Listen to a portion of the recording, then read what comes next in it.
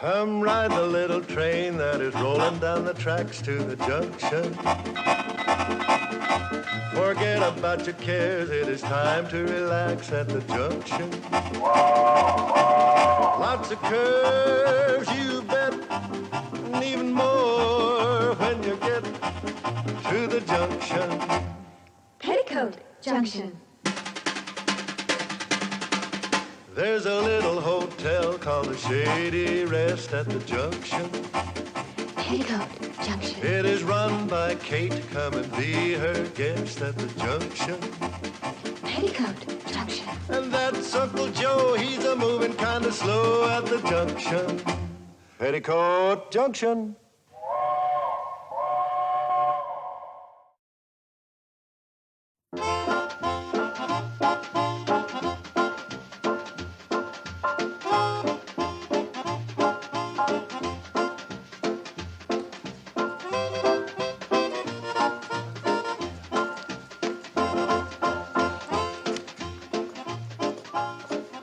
Shady Rest Hotel?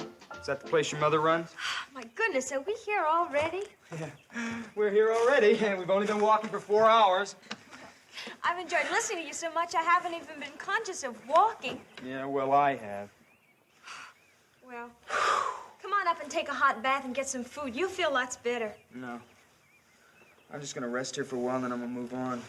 But, Alan, I wanted you to meet my mom and my sisters and my Uncle Joe. No, not that family bit. I mean, that warm, friendly small talk just turns me right off.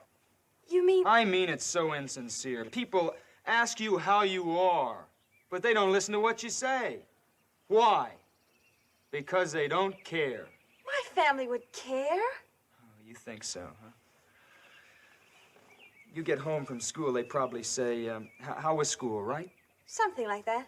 Well, I'll bet you that if you say lousy, they'll say, oh, that's fine, let's eat. Oh, baby, don't you see how confused you are? Yes, Alan, I am confused, but I want to find the truth, as you have found it. Please stay and help me. Oh, no, baby, you're too soft. You're too tender to face truth. You're a dove. I'm an eagle. I'm screaming at life. I'm longing just to tear it wide open. Oh, please, Alan, please stay, at least for a while. Wow, you're such a nice kid. You're bright, too. I just want to rest here for a while, and then I'm going to be moving on. Well, my mom's a wonderful cook, Alan, and I know you must be hungry. And I promise you, you won't have to make any small talk with the family. You can just eat, and everyone will be quiet. Will it make you happy, kid? Oh, yes, Alan. Listen, you wait here, and I'll run up and warn everybody. I mean that you don't want to be bored and all. Okay. Listen, you fly on, Dove. Maybe the eagle will be here when you get back, and maybe not. Oh, please be here, Alan. Please. You say he's from New York? New York City. He's a writer and a poet. You say he's good looking, huh? Oh, he's handsome and so intellectual. And you left him sitting down at the track? Well, he's resting. We walked all the way from Hooterville. You walked all the way from Hooterville? Not really, Mom. I floated, I flew, I danced. Oh, Mom, he's so brilliant. Where are you going, Billy Joe? Well, I just thought I'd freshen up a little bit. We want to make a good impression, don't we? We sure do, Billy. Oh, Mom, Alan's the first boy I've ever met that I can really communicate with. Oh, he knows everything, he's read everything. He's so deep and so alive, so sensitive and so profound. And you met him in Hooterville? Uh-huh. At the library on my way to school this morning. Bobby Joe, come over here and sit down and tell me everything right from the beginning. Okay. Hi, Bobby. How are things at school today? Oh, just lousy. That's fine. Let's eat, Kate. You see, we just don't listen to each other. We're just not alive. Well, I'm alive and I'm hungry. We're all hungry, Uncle Joe. We're hungry to know who we are, where we are, and why we're here. Well, speaking for myself, I'm Joe Carson. I'm in the kitchen. I'm in here to eat. Oh, no wonder Alan's so bitter.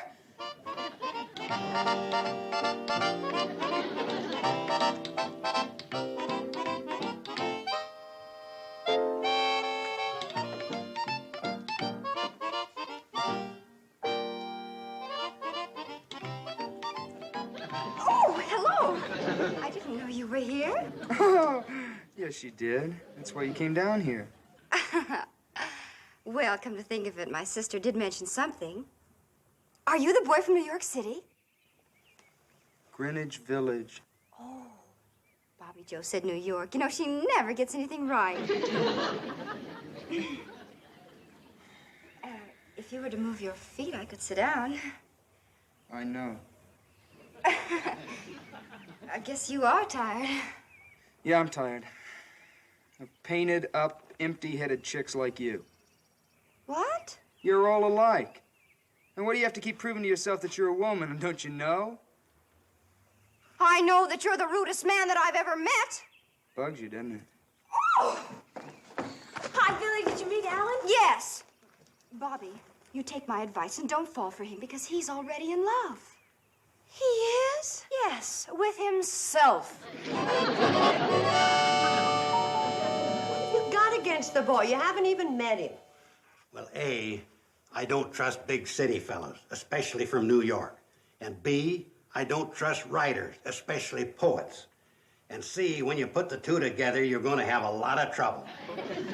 Bobby Joe says he's the first boy with whom she ever had an intellectual rapport. Now, you see already you got trouble. Uncle Joe, an intellectual rapport means a meeting of the minds. Kate, you don't know poets like I do. Oh, where'd you ever learn about poets? From reading their poetry, that's where. Like what? Like this. There was a young girl from Duluth. Always... Uncle Joe, I don't know poetry. What do you mean it ain't? It rhymes. Last line goes, I don't want to hear it. And I also don't want to hear any more talk against Bobby Joe's poet friend. I understand exactly how she feels. When I was a girl, I was in love with Longfellow, Whittier, Byron, Keats, Shelley. All at the same time. yeah, but one big city fella can be more dangerous than them 5 local boys put together. Mom? In here, Bobby Joe. Mom, Uncle Joe, I'd like you to meet Alan Landman. How do you do, Mr. Landman? It's an honor to have you here. What kind of poems you write, Alan? My poetry is, a cry of anguish in the tortured night. Oh, you write jingles for them indigestion commercials. Joe! Oh, no, I'm sure Mr. Landman is way above anything like commercial jingles. Oh, of course he is. My poetry is a scream of protest. I sound the alarm. I hang the bell on the cat. I shout in the atrophied ear of a sleeping America. Isn't that marvelous? Wonderful. You like it? It's absolutely fascinating, inspirational. You didn't understand a word I said. Not a word.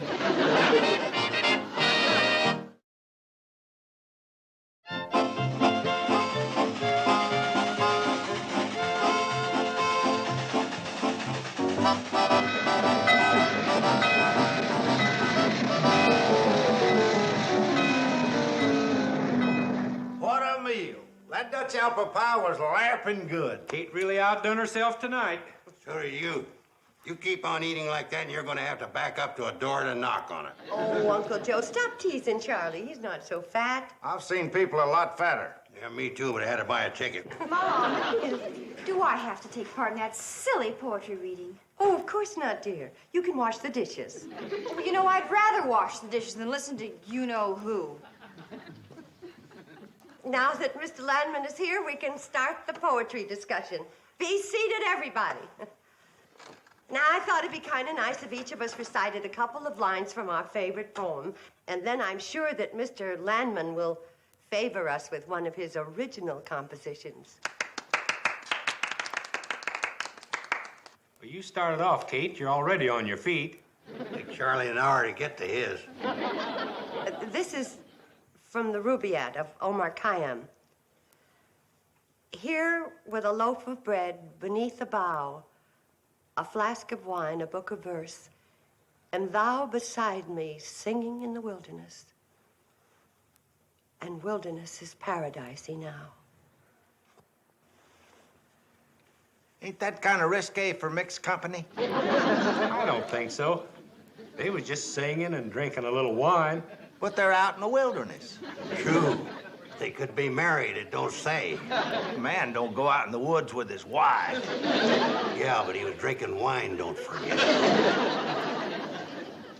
That's enough discussion. Who else has some poetry?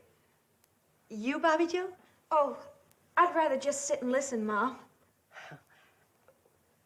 How about you fellas? Don't you have some poetry you like? Hey, here's a little poem I kind of like. I never seen a purple cow. I never hoped to see one. But I can tell you anyhow, I'd rather see than be one. Don't you get it? Feller says he'd rather see a purple cow than be a purple cow. Well, naturally. Who'd want to be a purple cow? Well, come to think about that, ain't so funny. I know a funny one. There was a young girl from Duluth. I think the time has come for our guest of honor, Mr. Alan Landman of New York City, to treat us to a sample of real poetry. I'd be happy to take part in this gig, although I don't know whether I'm far enough out for you cats or not. This is my latest poem. A gut-thin, whining wind defiles the groaning bones of neon-blinded seekers after murky morning. The burning mud explodes, a screaming pathway to hollow thunder of agony. I fall, and cheated dreams. A toenail splits.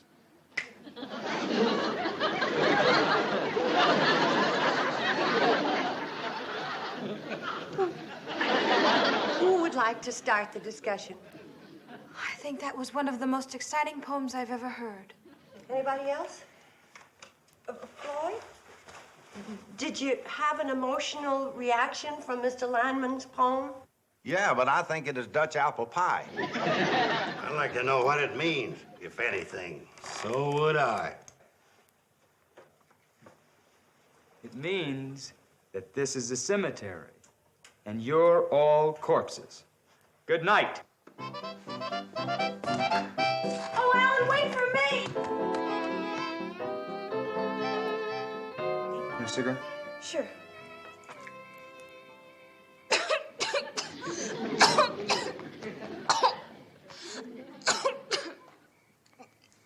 The wind. The wind's kind of chilly. The wind is kind of chilly.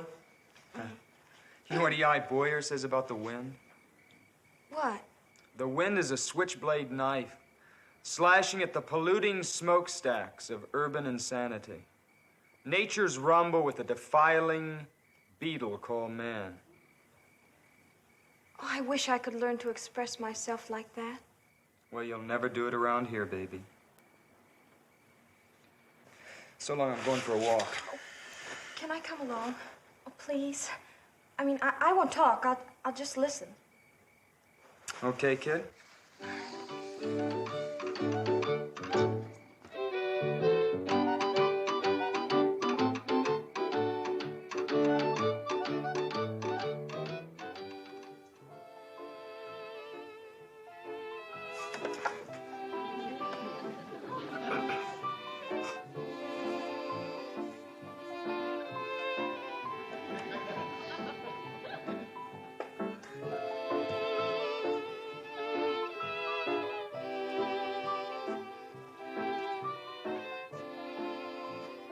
Hey, What? Who's sleeping? it's 1 o'clock. Why don't you go on up to bed? I'll wait up for Bobbie Jo and that poet. No, I want to see Bobbie Jo when she comes in. Well, in that case...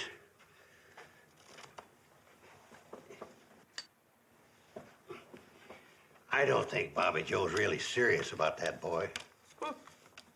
When I was her age, I nearly ran away with a boy just like him. That's what worries me. Yeah, but Bobbie Jo... Here they come.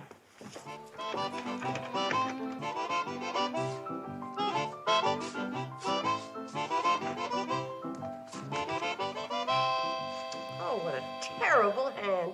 I ought to shoot you, Uncle Joe, for giving me cards like this. Oh, look who's here. Sorry we're late. Late?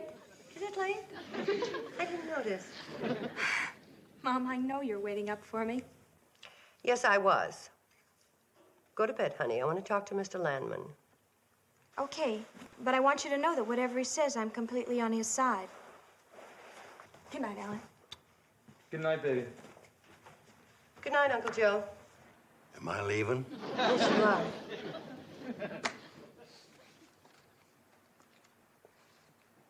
Good night, Pops. Uncle Joe, Mr. Landman said good night to you. He can't expect a corpse to answer you back, especially when its name isn't Pops.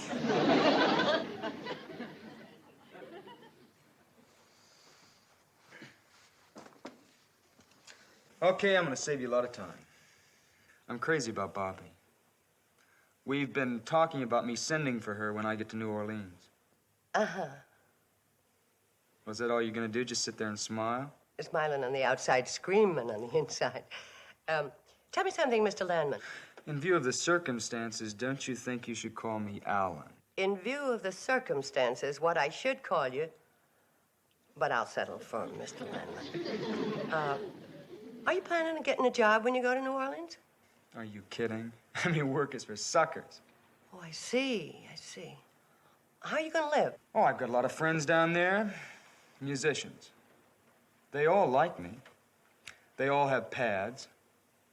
That means rooms. Thank you. Then you plan on living your life as a parasite. That means sponge. Listen, this is strictly nowhere. You got a lot of sick, old-fashioned ideas about working hard and living clean, and it's all a lot of junk. I'm too tired to listen. Now, Bobbie knows what she's getting into. It sounds good to her. I'll be taking off in the morning. Good night. You heard that? Yeah, it's bad. What are you going to do? I don't know. Of course, you realize he'll be gone tomorrow. He'll never send for her. You know that. I know that. And she'll always remember him as a romantic young rebel, full of courage and exciting ideas. Yeah, I guess you're right. Why don't you have a good talk with her? That's the worst thing I could do. We'd only wind up yelling at each other, and he'd be a bigger hero than ever to her. No, talking to her about it'd be a big mistake. Big mistake.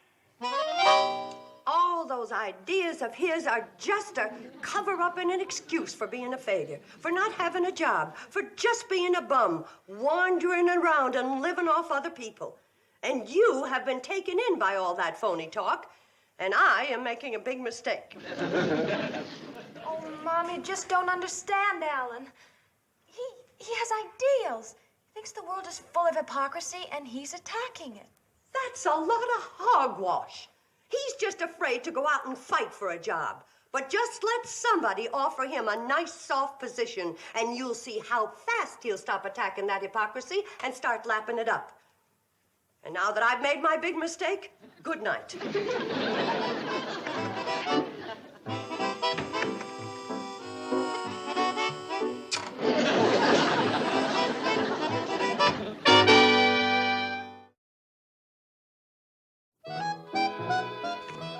Mother's just looking out for your welfare, Bobbie Joe. I suppose you don't like Alan either. No, but it's nothing personal. He's been nice to me. In fact, he told me I was the biggest square shooter he'd ever met. Of course, he took a poetic license and left out shooter. Thank Thank you, Mrs. Bradley. Oh, Uncle Joe, I'd like you to meet Mr. Stanley. He's going to spend a couple of days with us. Get away from the high pressure of big business. All right. This is Hello my there. daughter, Bobbie Joe. Hello, Bobbie Mr. Joe. Stanley.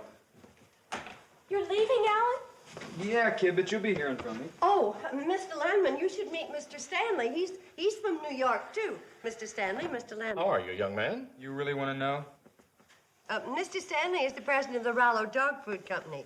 He was telling me all about his advertising problems. It's driving me out of my mind. I've offered a $2,000 bonus for a jingle I can use on radio and television, and no one in my agency can come up with one. $2,000 just for a jingle? Just a 4-line jingle. Mr. Landman is a poet. Oh, of course, he only writes high-class stuff. Is that so? $2,000. I know what's going on in your mind. You do? You think Alan's going to be tempted by that $2,000 and try to sell Mr. Stanley a dog food jingle. I don't think a superior artist full of ideals would do that. No, never. By the way, I thought your poet friend was leaving this morning. Well, he was, but he had to... Listen to this one, Mr. Stanley. Rollo dog food is never gummy. Can't form a ball in your puppy's tummy. Rollo dog food is doggone yummy. It has human appeal, but speaking from the dog's viewpoint, it doesn't make my tail wag. And then how about this one? When your poodle's feeling hollow, fill him up with a can of Rollo.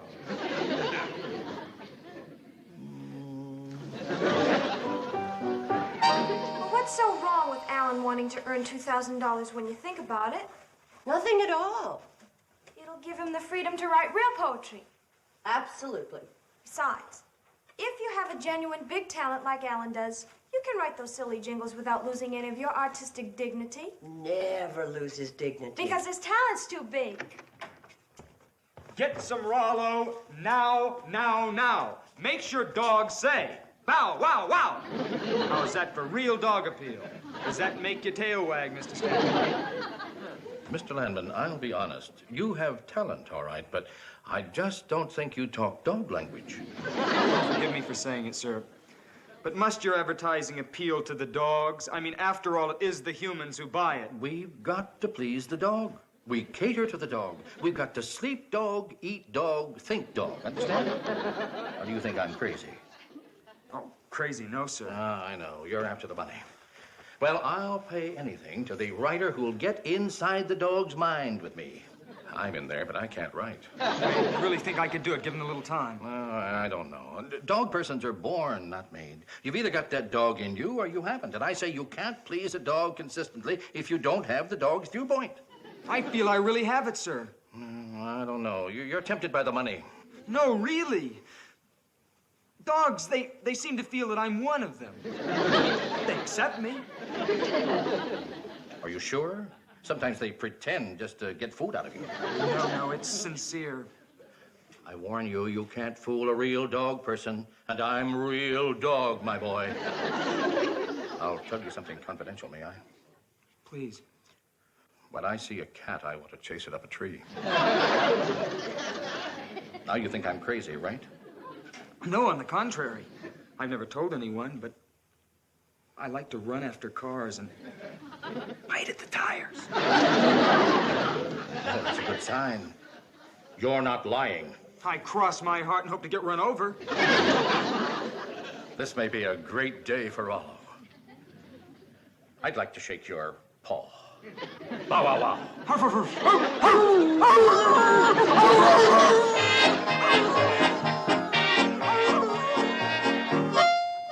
Poor Bobbie Joe, she sure is busted up.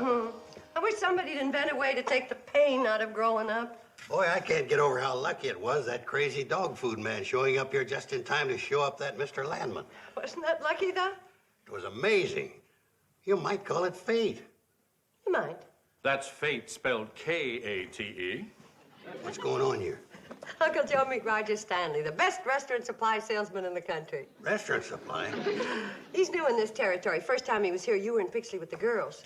Glad I could help you out, Kate. Oh, you put him up to the whole thing. You did a wonderful job, Roger. And anytime you are my guest here for free. Oh, forget it. I had a lot of fun. Kind of a dirty trick on that kid, though. Oh, it'll do him more good than harm. Well, so long. I'll see you the next time through. Bye, Roger. Thanks again. And don't chase any cats. So. You know, Kate, I never realized it, but you're a gall-dang genius. Oh, no, Uncle Joe. I'm just a gall-dang mother.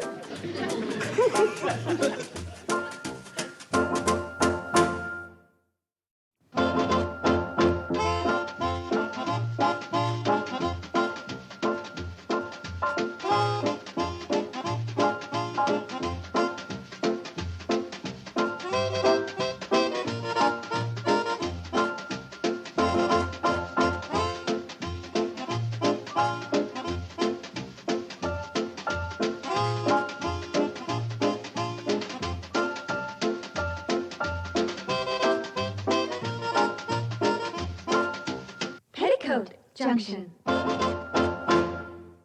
This has been a Filmways presentation.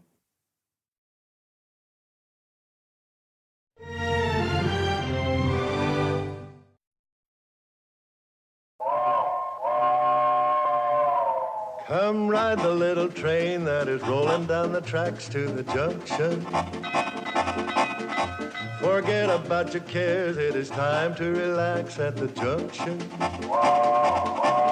Lots of curves, you bet, and even more when you get to the junction. Peoticoat Junction. There's a little hotel called the Shady Rest at the junction. Peoticoat Junction. It is run by Kate. Come and be her guest at the junction. Petticoat Junction. And that's Uncle Joe. He's a moving kind of slow at the junction. Petticoat Junction.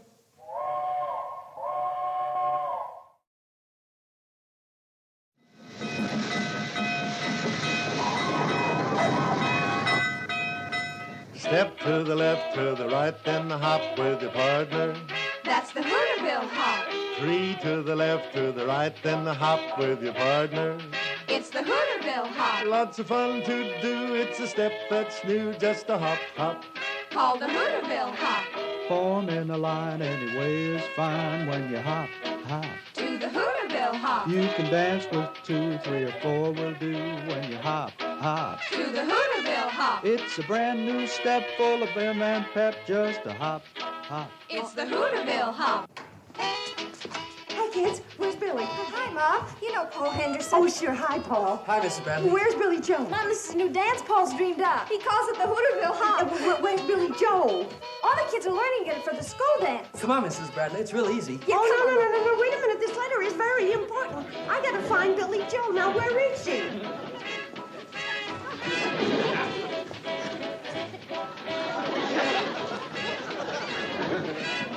Come on, Mom. You're getting it. Great, Mrs. Bradley. Mom, that's it. You've got it. I Yeah. have? I don't want it. I want Billy Joe. Now, where is she? She's outside somewhere with Junior Hawker. They went down to the lake to practice. Practice what? Archery. You know, bows and arrows. Paul, do me a favor. Run down to the lake and bring her back. I've got the most wonderful surprise for her. Sure, Mrs. Bradley. Mom, what is it? Come on over here, sit down. I'll tell you all about it. Your sister, Billy Joe, is going to be a doctor. Doctor? Billy Joe? The blonde bombshell? Billy. Hooterville's own Tuesday Weld. Bobbie. Miss Built Best from Shady Rest. Now, that's enough. Your sister, Billy Joe, happens to have a beautiful face and a curvy figure. So what's wrong with that? Nothing, that's great. Especially if you're a girl. But a doctor? Could you two high school know-it-alls bear to let your mother talk for a minute? Sure, Mom. Sorry. Well, before you girls were born, in fact, the day before Billy Joe was born, your father, rest his soul, took out an endowment policy to send his son to medical school. Son? Like all men, he was convinced that his first child was going to be a boy. He had his name and his career all picked out. William Jr., Dr. Bill Bradley. Gee, I'll bet Dad was disappointed when Billy turned out to be a girl. Not after he saw her. Then he was the proudest father in this whole valley. And then when we were expecting you, Bobbie Joe, the same thing started all over again. Only now it was Robert, Dr. Bob Bradley. And I had to go and let him down again. Boy, he must have really flipped when I showed up. No. Your father loved all of you with all his heart. Why, he wouldn't have traded you 3 girls for the Mayo brothers. Why all the talk about Billy Joe becoming a doctor? Well, when Bill, your father, saw for himself that he had an all-girl family, he went back to his original plan of sending his first child to medical school. I remember when Billy Joe was yay high, he used to introduce her as my daughter, the doctor. Hey, Mrs. Bradley, is Billy Joe ever a natural for archery? Junior says I have almost perfect form already. Yeah. Great, Doc. Nice going, Willie boy. Doc! Willie boy? Pay no attention to these high school cut-ups. Billy Joe, I've got the most marvelous surprise for you. Look at this check. For me? From an endowment policy your father took out for you.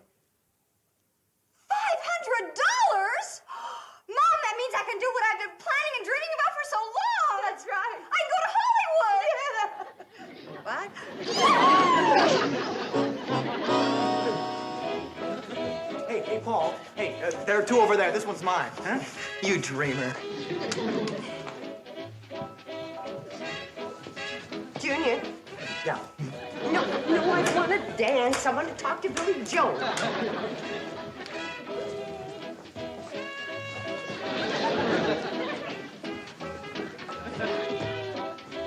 Billy, the last thing in the world your father'd want is to make you do something against your will. But it was his last wish. So give it a lot of consideration. Of course I will, Mom.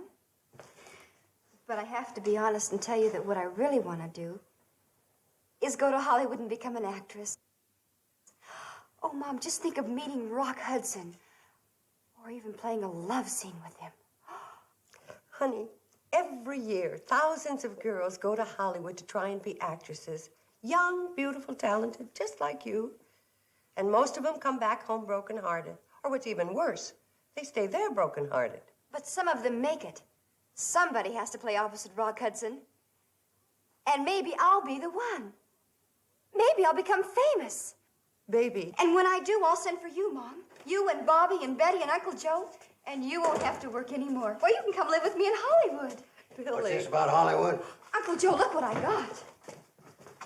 It's from that endowment policy Bill took out. $500? You know what she wants to do with it? She wants to go to Hollywood and try and be an actress. Billy Joe, Hollywood's no place for a young, innocent girl like you. You see? Why, them wolves would be after you the minute you got there. That's right. Well, they might promise you they'd get you into pictures, but dollars to donuts, you'd never see the inside of a studio. Oh, honey, I'd be worried out of my mind. Sure she would. You can stop worrying, Kate. I'll go to Hollywood with her and be her manager. Oh, Uncle Joe! Ooh, Uncle Joe.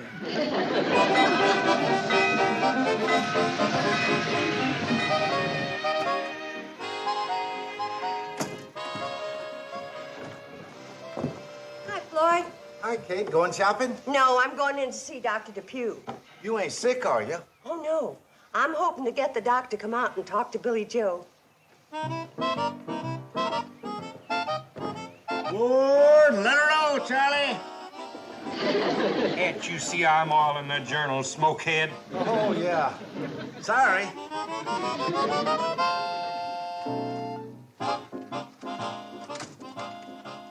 We're awling the journals, ladies. I'll have to take back that board for a couple of minutes. Floyd. Where'd all the women come from? Pixley. They're all going into Dr. Depew's office, too. Well, what's wrong with the doctor in Pixley? He ain't young, single, and good-looking. Neither's Dr. Pugh. No, but his young assistant sure is. Young city doctor named Harris. Real handsome, huh? Kate, I hear you don't even have to tell the women to say ah. They say it the minute they see him. No fooling. Kind of Rock Hudson type, huh? Who's he? Never mind, Floyd. Sit down. I'd like to tell you about my daughter, the doctor.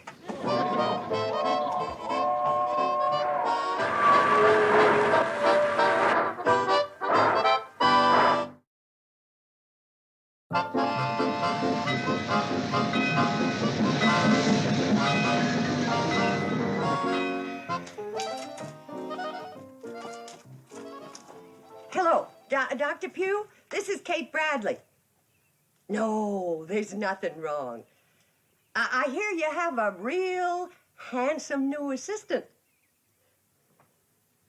I know he's too young for me. I want him to come out to Shady Rest and get Billy Joe interested in medical school. She wants to go to Hollywood. But tell him it's an emergency, a real puzzling case you can't figure out. And you won't be lying, because I'm thinking of Uncle Joe. Oh, wonderful. The boys are turning the train around, so send him right down to the station. Yeah, bye.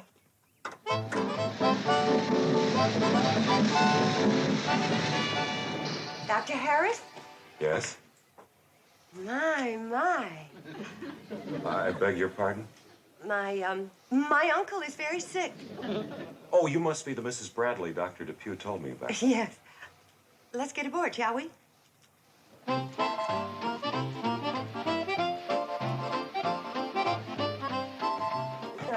You go sit down, Doctor. I'll be right back.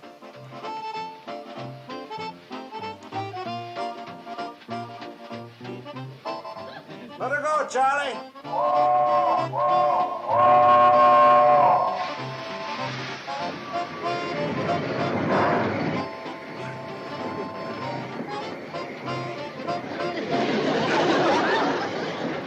Oh, look out there. Isn't that interesting?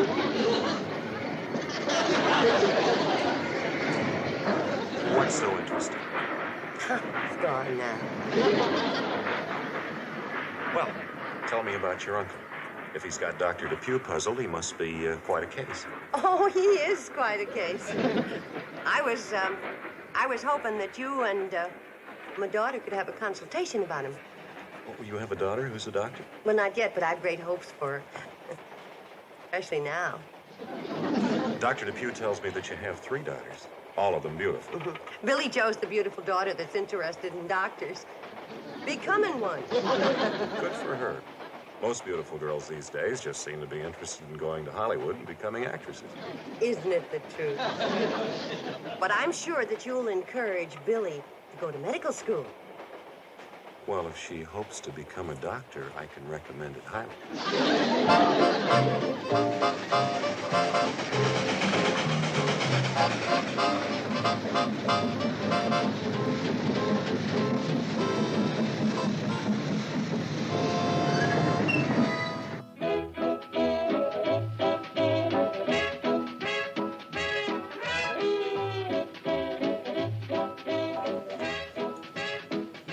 Come on, Uncle Joe, hop a little higher. You look great on Uncle Joe. Take it easy, kids. There's more of me to hop.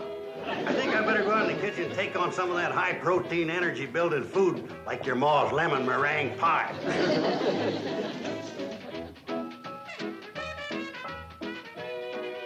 All out for Shady Rest Hotel, Doctor.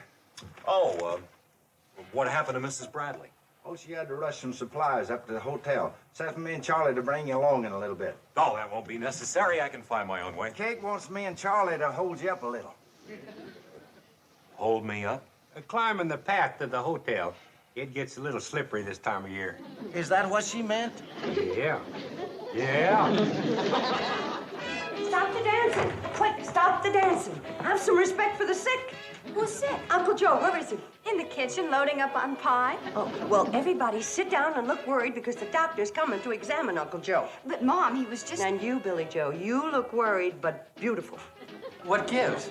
I don't know. It sounds like it's gonna be Dolesville. Hey, Billy, let's cut out, huh? I'm with you.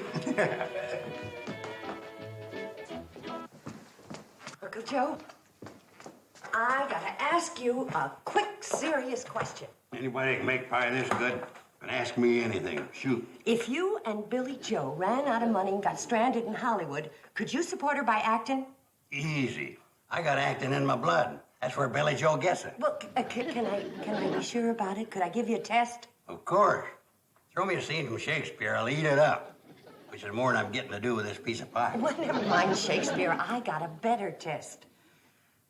Can you convince a young city doctor that you're really sick? Easy as pie. I'll take that back. Pie ain't so easy around here. You hurry up the back stairs and hop into bed. Please, Kate, don't ask me to hop. I'm all hopped out. Hurry! Can I take my piece of pie with me? You do a convincing job on that, doctor, and I'll serve you a whole pie in bed. Look out, Spencer Tracy. Here comes acting Joe Carson.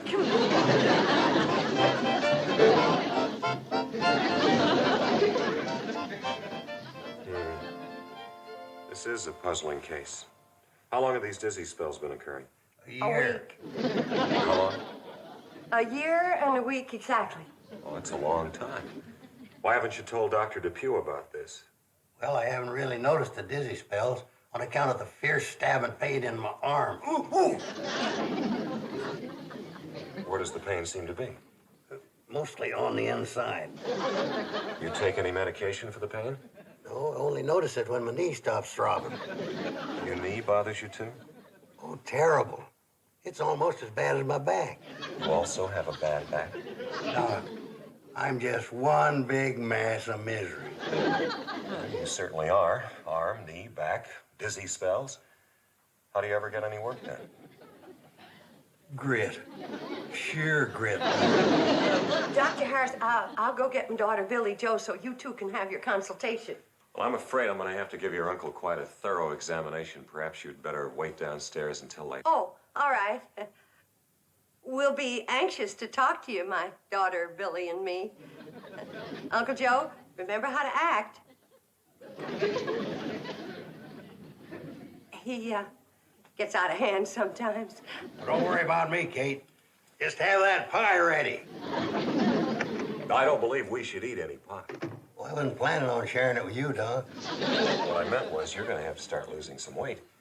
Losing some weight, where from? It's all solid muscle. Open your mouth. Wide. Stick out your tongue. Further. A little further. That's all the tongue I got, Doc. And they're on back his throat.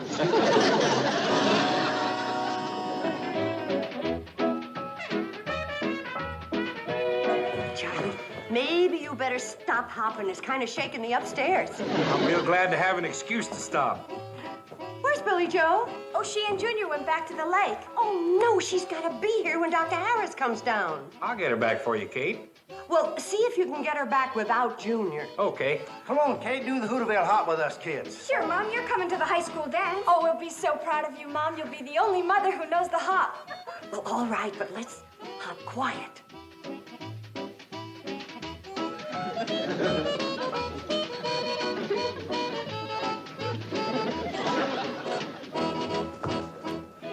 Dr. Harris.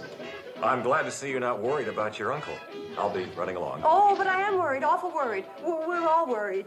Well, dancing's a good way to relieve tension. Oh, don't go, we weren't dancing. No? What do you call it? The Hooterville Hop.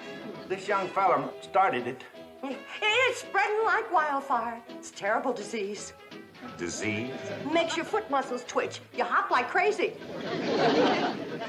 I think you better quarantine the hotel.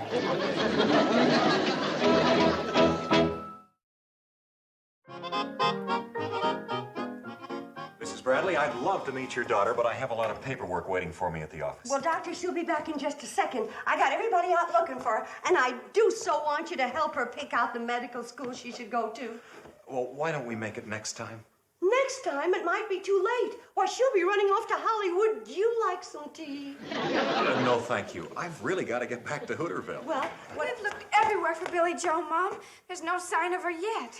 Suppose we do make it next time. oh, Betty Jo, you show the doctor how your poison ivy has spread. Spread? Where? It's practically gone. Take a quick look at her, Doctor, huh? Show the doctor your leg, dear. All right, Mrs. Bradley, if it'll make you feel better. Oh, Mother, for heaven's sake.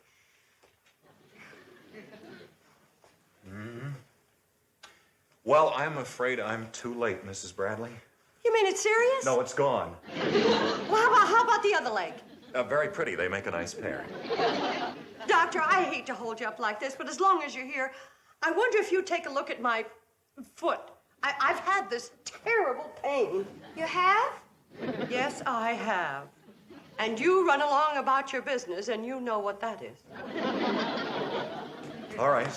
What seems to be the trouble? Well, I don't rightly know, Doctor. The pain seems to come and go.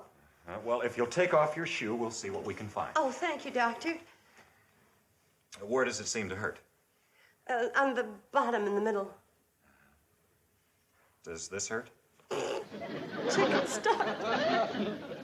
It tickles and it hurts is what it does. Well, it didn't seem to hurt you when you were jumping up and down and hopping a few minutes ago. Well, it doesn't hurt when I hop. It's just when I walk. And then I limp all over the place.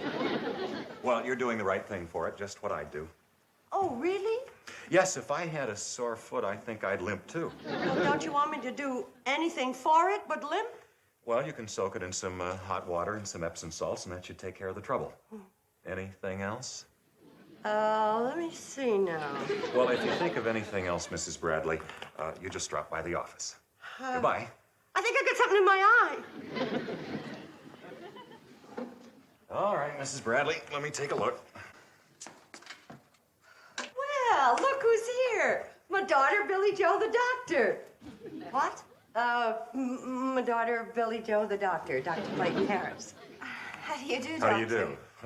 Somebody sick? Your Uncle Joe again. Again? It's getting to be a terrible problem, isn't it? Now, Billy Joe, I know you're anxious to get upstairs and see your poor sick uncle. And Dr. Harris will go with you. And you can watch while he takes Uncle Joe's pulse and temperature and blood pressure and things like that. I've done all that.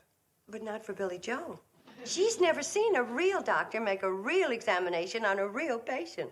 That's the real truth. Well, I suppose there are a couple of other tests I could run. Oh, wonderful. If there ain't nothing serious wrong with me, why are you back up here getting ready to do all these things? Just routine. Besides, this young lady wanted to see you. What for? Last look, is that it? Oh, Uncle Joe, calm down. How do you feel? Terrible. Kate, I'm sinking. You better get the rest of them up here to tell me goodbye. Doc, level with me. How much time have I got? Now you're getting yourself all worked up over nothing. Miss Bradley, this will be a good illustration of how nervous tension can elevate blood pressure. When I took his pressure before, it was normal. Now we'll see to what extent his anxiety has increased the pressure. Isn't this thrilling? Fine, niece. I'm dying and you're thrilled. Doctor, could Billy please do that? Certainly. But, Mom, Squeeze the bulb, just like the doctor, huh? Get the feel of it. You might like it. Well, that proves I'm a goner, letting amateurs practice on me. That's the fish. Now observe. This higher reading is the systolic pressure. And this is the diastolic. And it was right, it is relatively elevated. Kate, get me a pencil and paper. I want to dictate my last will and testament. Now we'll try a hemoglobin determination. Billy Joe, isn't this exciting? well, sort of. Go ahead, Doctor. You're doing just fine. First, we'll extract a little blood. From who? From you. Now, this is pure alcohol. Great, I can use a slug. Now, if you'll moisten some cotton with the alcohol and cleanse the end of his middle finger.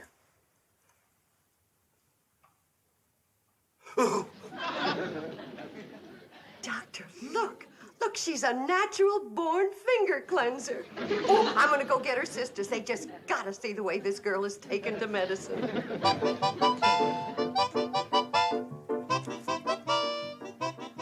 Now, hold on, Doc. Be careful of that harpoon. Ow! There, that didn't hurt us. Then how come one of us yelled, ow? Now, if you'll hold this hemoglobinometer, we'll collect some blood between these sterile glass slides and insert them in the hemoglobinometer. Miss Bradley? Miss Bradley? Hurry up, girls. I want you to see your sister, the doctor, in action. Where is she? She's right there on the floor. On the floor? What happened, Doctor? She fainted at the first sight of blood. Oh, no. Wake up, Doc. Snap out of it, Willie. You're wanted in surgery. Oh, stop teasing her. Come on, wake up, Billy. Oh. I wonder if Dr. Schweitzer's mother had this trouble.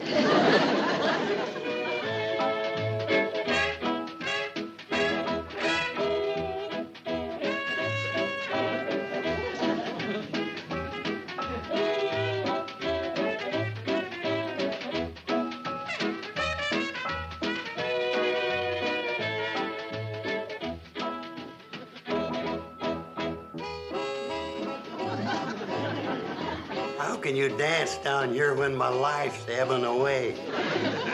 Doc, please give me back that blood. I need it. Oh, Joe, I was just going to bring your pie up to you. I can't eat pie. I'm at death's door. Well, I'll just take it back. Just a minute. I need strength. Maybe I can force down a bite or two. It might get me through the night so I can see another sunrise. How's she doing, Doctor? Fine, she hasn't fainted once. You sure have picked up the Hooterville hop. Thanks, it's the greatest disease I ever danced. Fine family and friends I've got. Not one of them cares that I'm passing on.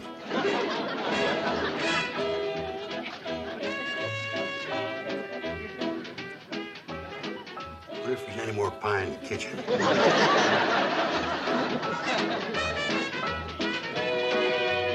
Wow, wow.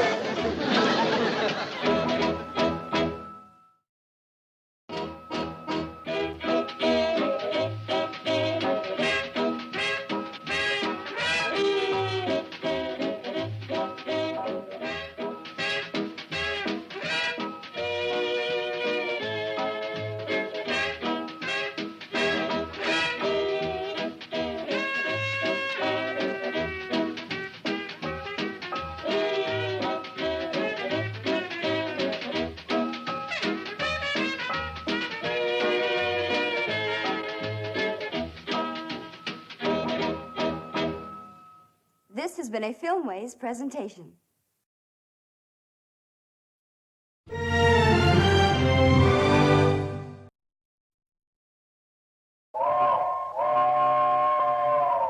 Come ride the little train that is rolling down the tracks to the junction.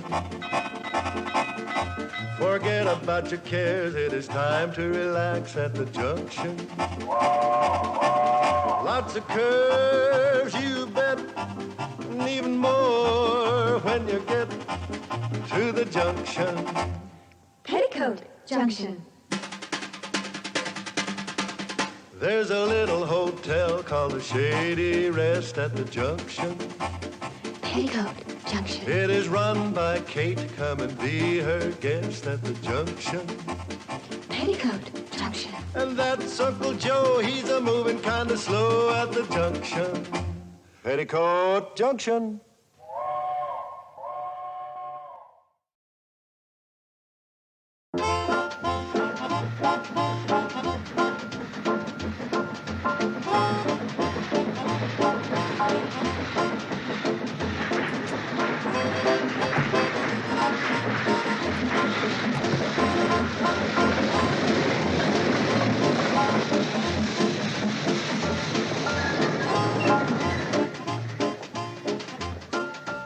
Well, as Chief Magistrate of Greater Hooterville, I can give you a legal opinion. Go ahead, Sam. Since Billy Joe is still a minor, you could get me to issue an injunction impounding the $500 from that endowment policy until she's 21. Sound that legal talk slides off your tongue like dew off a duck feather. Thanks. That was my legal opinion. Now I'll give you my personal opinion. Don't do it. Why not? Because you'd probably get her so mad she'd up and run off anyway. You're right, Sam. What am I gonna do? And to tell you the truth, Kate, I'm fast running out of opinions. I tried every way I could to get her interested in a medical career. That's why Billy Joe's daddy, rest his soul, took out the policy in the first place. Old Bill sure was head up about his firstborn becoming a doctor. And now she's gone to Hollywood and maybe gets stranded out there. I can't think of anything worse. Wait a minute. Didn't you tell me Uncle Joe was going along as her manager? Yeah. Then I just thought of something worse. Hey, maybe we could get old Dr. Pugh over here. He's helped solve a lot of problems concerning young people. That's a great idea, Sam. He might be just the one to stop Billy Joe from going to Hollywood. Oh, positively. He'll figure out a way to keep her here for sure. She's as good as forgot about leaving right now. Floyd, go fetch Dr. Pugh. Sure thing. Hey, Charlie, remind me to buy an autograph book when I get back. What for? To give to Billy Joe so she can collect me some movie stars' autographs in Hollywood. Get out of here, bird brain. I'm going. Betty Joe, Yes, Uncle Joe, what is it? you know where your sister Billy is? In the kitchen, washing dishes.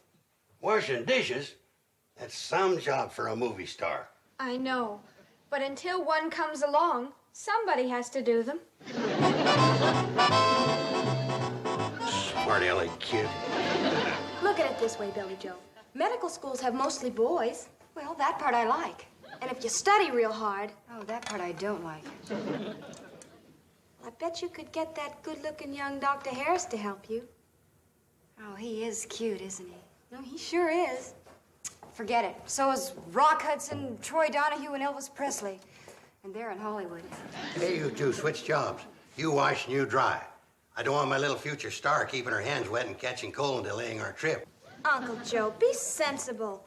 How can you take Billy Joe to Hollywood when you don't even know if she can act? No problem. Teach her how riding out there on the bus. Who taught you, Uncle Joe? My knowledge of acting is a gift.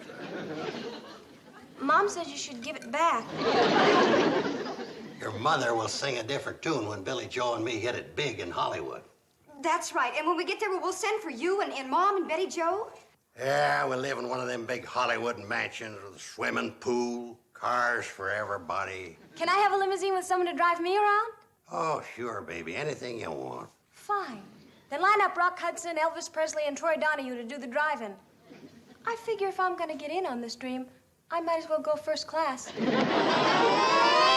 See, I've had cases ranging from pneumonia to ingrown toenail. But so far, medical science hasn't come up with a cure for Hollywooditis. Billy's got it bad, Doc, and Uncle Joe's aggravating her condition. Yeah, Uncle Joe. That's another thing that baffles medical science. Doc, you brought Billy Joe into this part of the world. Now I'm hoping you can help me keep her here. You owe it to her, Doc. Speaking of Owen, did I ever pay you for delivering Billy Joe? Yes, I think so. Bobby Joe, too. It's for Betty Joe you still owe me. Well, Doc, you better prescribe something for keeping Billy Joe here, or I'm going to worry myself into an early grave and you'll never collect. Oh, go on, Kate. I've had enough free dinners at your place to pay for the delivery of an entire baseball team. You know, Doc, Charlie and me's in the same line as you. We deliver people every day. Well, good morning. Dr. Harris. Doc Harris, anything the matter? Oh, no, we're just running low on alcohol. Drinking or rubbing? Rubbing. Good. I got a shelf full of that kind, but only about 4 fingers of the other. Here you are, Doc. I'll add it to your bill. Thank you, Mr. Drucker. Well, so long, everybody. Bye, Doctor. See you over at the office later, Too bad that handsome young assistant of yours couldn't have got Billy Joe interested in medicine. Yeah, he turned out to be the most dedicated, most brilliant, most useless doctor I ever met. Poor fellow's a misfit. The trouble is, you tried to push Billy Joe and Doc Harris together on a professional level. Now, you might have had more luck if you pushed them together on a patient-doctor level. Yeah, it's a good idea, Doc, except for one little technicality. How can you make a patient out of a strong, healthy girl like Billy Joe? I had the same situation when I first went into practice. A beautiful, healthy young girl was going to run off to the Broadway stage. But her folks and I got enough people to tell her she didn't look so hot. And the first thing you know, I had a bedridden patient with a bad case of the worries. You mean she believed it? Come next month, we'll be married 47 years. Dorothy? Yep. Well, I don't think I could do that to Billy Joe. Kate, it's the only chance you got. Yeah, but a mother tricking her own daughter. That just isn't fair. How's about we take a vote on it? Right. All those in favor of tricking Billy Joe into feeling she's sick, raise your hand. Those against? Oh, Kate, does that mean you're not going to go through with it? Nope, it means I've been outvoted. Thank you very much, gentlemen.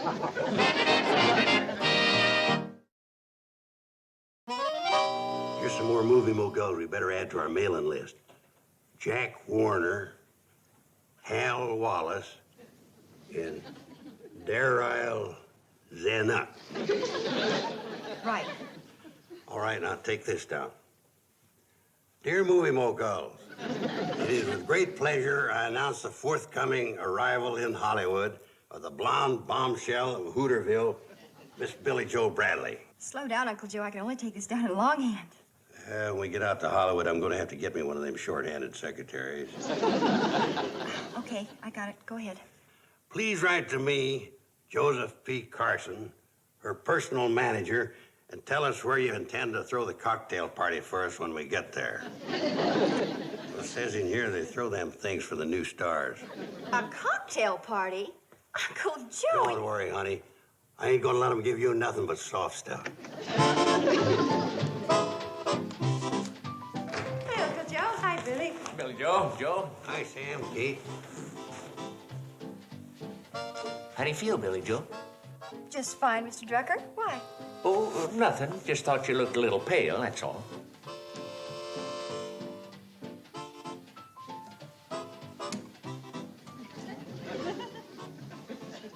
What's the matter? How do you feel? Great. You sure? Of course. Good girl. All right, let's get back to the letter. Let's see, where were we? At the cocktail party. Oh, yeah. Hey, I got a great idea. Put this down.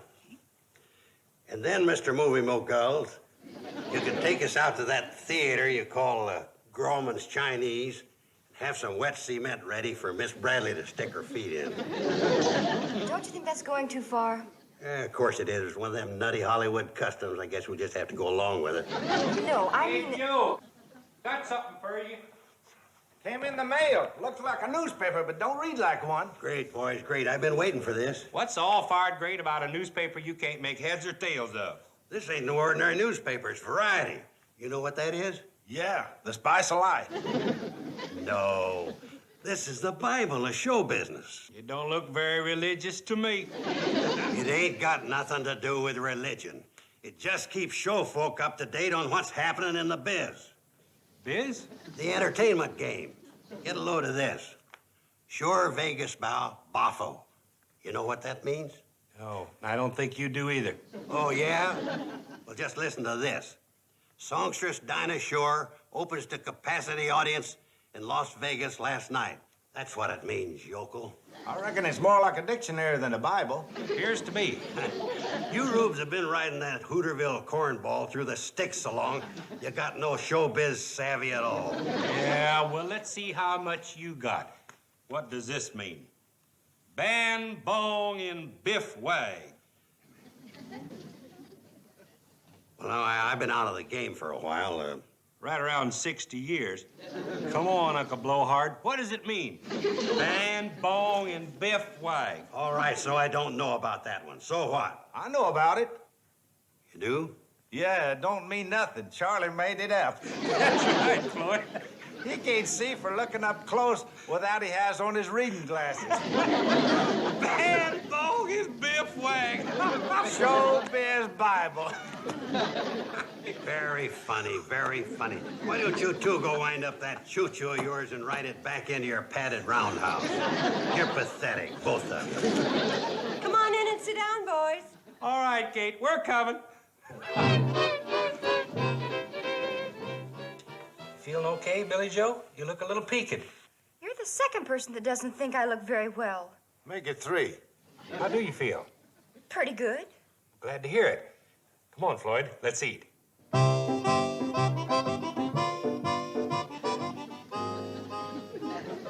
You sure you're okay? Fine. Fair, anyway. How do you think I look? Well, I ain't too sure, but I think I've seen you look better. Dear. I'm gonna go take a look at myself.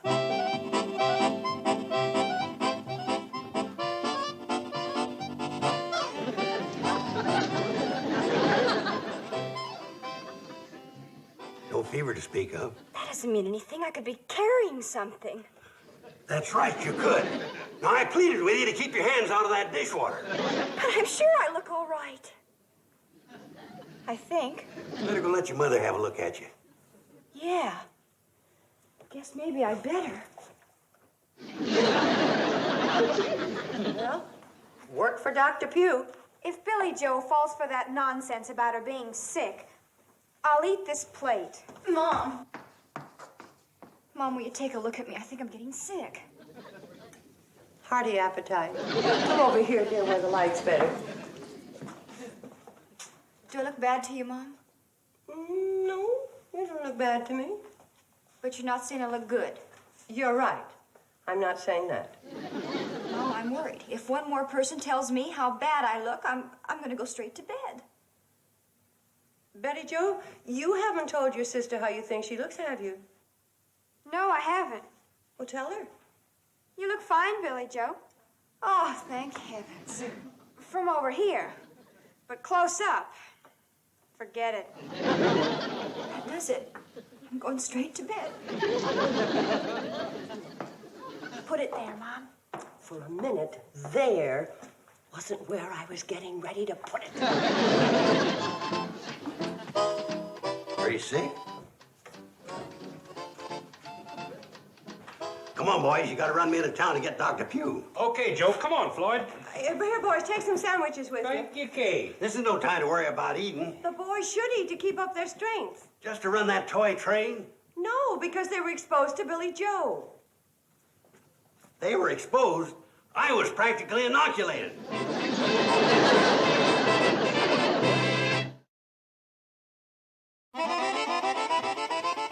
How's the patient, Doc? Oh, as well as could be expected, considering the circumstances. What is it, Doc? Is it contagious? What's wrong with her? How long has she felt this way? Not for long, just a few hours. What's wrong with her? She didn't say she was suffering from nausea or headaches or dizzy spells, did she? No, she just got to feeling kind of strange and went up to bed. What's wrong with her? Well, there's nothing like rest to get you back on the road to recovery. What's wrong with her? Has she complained about anything recently? Not that I can think of. Well, that reduces the possibility of complications. For Pete's sake, Doc, are you going to say what's wrong with her, or ain't you? Until I've had an opinion from my colleague, Dr. Harris, I'm not saying for sure. I left word for him to join me. He should be along at about the time it takes to eat a piece of pie, finish a cup of coffee. Sure thing, Doc. What'll it be, apple, mint, or pumpkin? I'll take Hold it, Doc. Until you've had an opinion from your colleague, don't say for sure.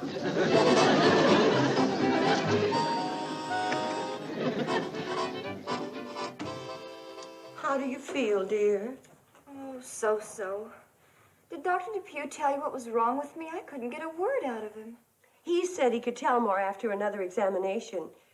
Why don't you fix your hair and put on some lipstick? Doctor's on his way up. He's already seen me like this, and besides, how can I get spruced up when I haven't an ounce of strength left? Well, suit yourself. I'll call the doctor.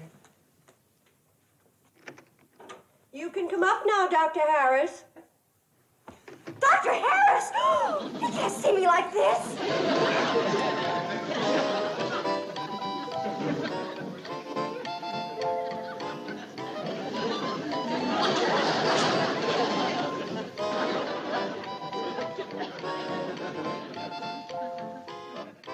Well, dear, it's good to see you at least have half an ounce of strength left. Who is it? It's Dr. Harris. Come in, Doctor.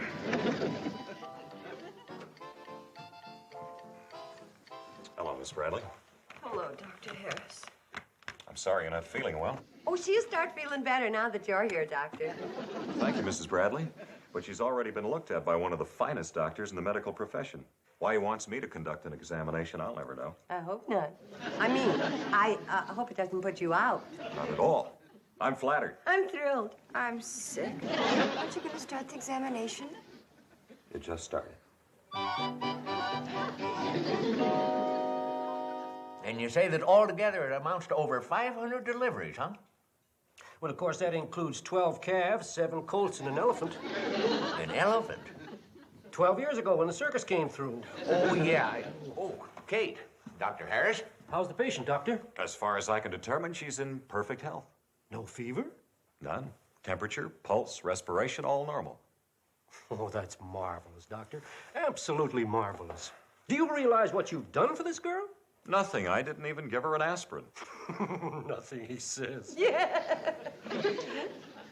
I'm so impressed with the remarkable relationship that you have established between doctor and patient that I'm going to turn the case over to you.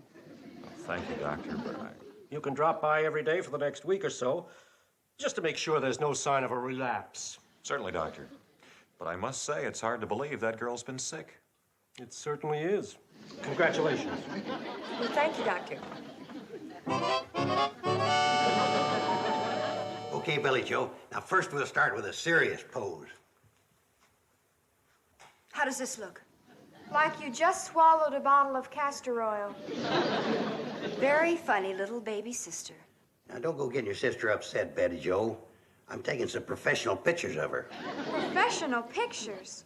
to send to Hollywood. Give them movie moguls a preview of coming attractions. All right, Billy Joe. Now, hold it. Okay, got it. Now, sit up on the desk for the next one. This is a fine way for Billy Joe to be recuperating. Yeah, that's what I figured. Now, give us a big smile this time and pretend you're waving to the Hollywood throngs. Got it. If Mom gets home from shopping and catches you doing this, you're gonna get it. Did your mom go shopping? You know darn good and well she did. Well, it just so happens I picked this time of day because the light's good and because it's nice and quiet around here, and I thought you went with her. All right, jump down, Billy Joe. We'll get some of them Hollywood-type action shots. Now, I want you to come over here and pretend that Tony Curtis is chasing you. Okay, Uncle Joe. Ready. Go. I said go. Why ain't you running? If Tony Curtis is chasing, I'm not running. Okay. Now, set that basin of fresh cement on the floor for your sister to put her feet in. Oh, that's that's what it's for. For a second, I thought it was going to be for something silly. That will show him how you're going to look in front of Grauman's Chinese Theater. Now put your foot in the cement. Here, hold this. I got a terrific idea. I'll be right back.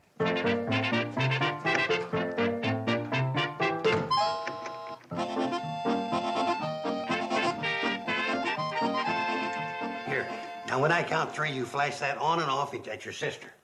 Uncle Joe, since I'm suddenly your assistant, do you mind telling me why? So she'll get used to the flash bulbs going off in her face. Oh, sure. I should have guessed. Okay, now, Billy Joe, give me your prettiest smile. 1, 2, 3. Okay, come on. Now we'll go outside and get some shots on the front porch. Good idea, Uncle Joe. Uncle Joe!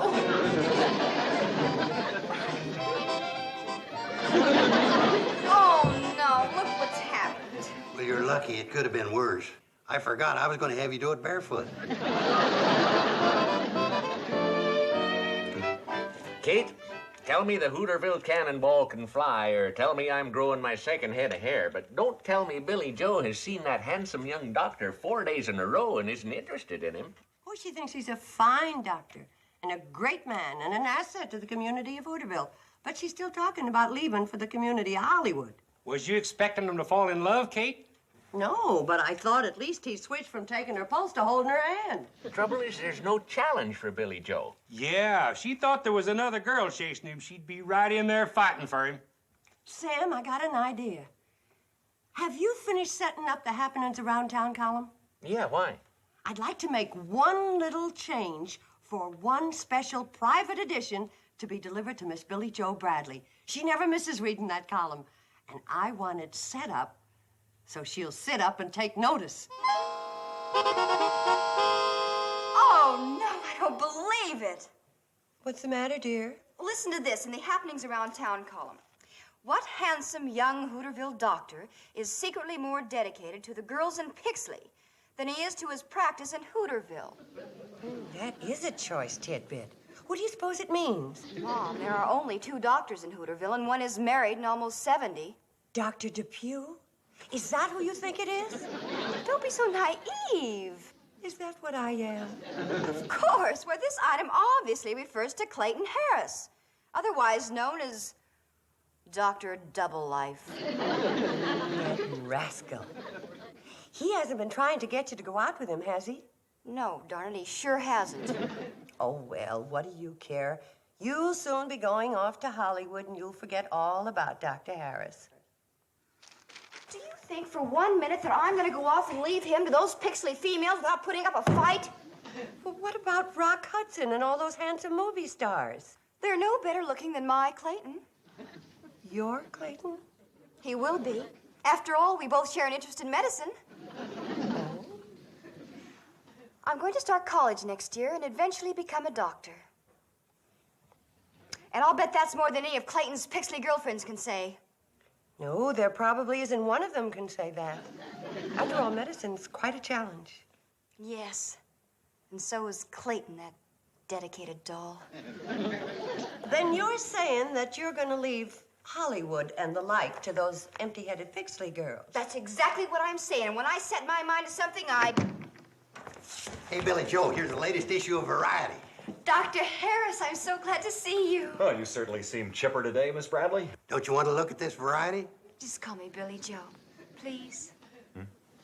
Oh, all right, Billy Joe. I figure that 2 people that share an interest in medicine as we do ought to get to know each other better. What's that? Didn't I tell you? I've decided to become a doctor. Well, that's great news, just great. What's she talking about? You heard her, Uncle Joe. She's finally getting interested in medicine. Well, now, don't that beat all? Just like that, she changes her mind. Yeah, just like that. Mom, have you made up your mind what I'm going to become? No, dear. Well, if you do, just tell me. I don't want to waste a lot of time fighting it. Say, Bobby Joe, you ever think of going to Hollywood? Sure, I'd love to go to Hollywood. Great. When do we leave? Anytime. After I'm married, raise my family, and have enough money for a vacation.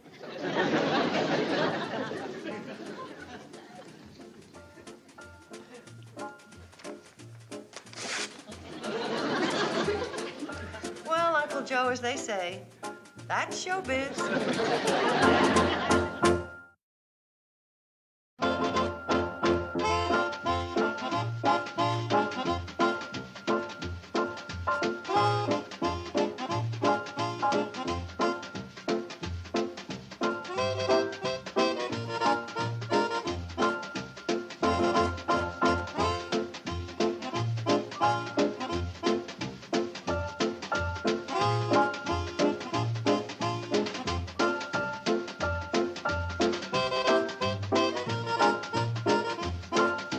Peoticoat Junction.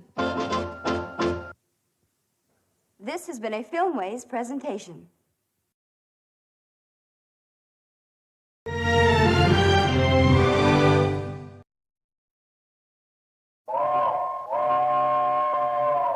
Come ride the little train that is rolling down the tracks to the junction. Forget about your cares, it is time to relax at the junction. Lots of curves, you bet, and even more when you get to the junction. Peoticoat Junction. There's a little hotel called the Shady Rest at the junction. Peoticoat Junction. It is run by Kate. Come and be her guest at the junction.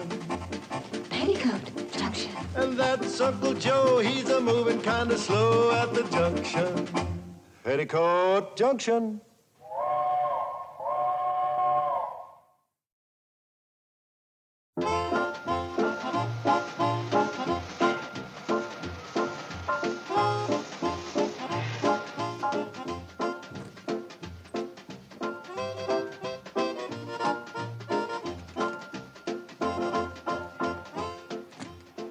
He's a big movie star from Hollywood. And you're sure there are no phones at the Shady Rest Hotel? Oh, positive, Miss Wayne. Well, we've got a wall phone in the lobby, but it just gives the place a little class. And it's not connected, just like I wrote you in the letter.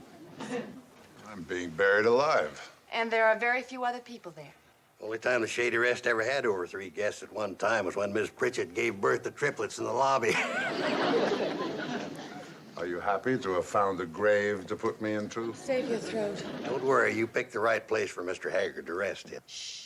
Please. Not Mr. Haggard. Mr. Jones. I won't let on he's a movie star. Secret's safe with me. I just want to say howdy, Mr. Haggard. Never miss your pictures. And this is Floyd Smoot and Charlie Pratt. They operate the Hooterville Cannonball. She's his secretary. Secret's just safe with them as it is with me. I shake hands, but I'm a corpse. Just like to say howdy, Mr. Haggard. Have a good time. Thank you. Don't you worry about folks finding out who you are. I'd like to get your autograph for my granddaughter. Just sign it, Mr. Jones. She'll know. My dear lady, Save your throat. And the secret is safe with all these people. Well, I wouldn't have told them if they couldn't be trusted. Mr. Carson, I hope I didn't make a mistake. It's terribly important for Mr. Haggard to have 2 weeks of complete rest and privacy.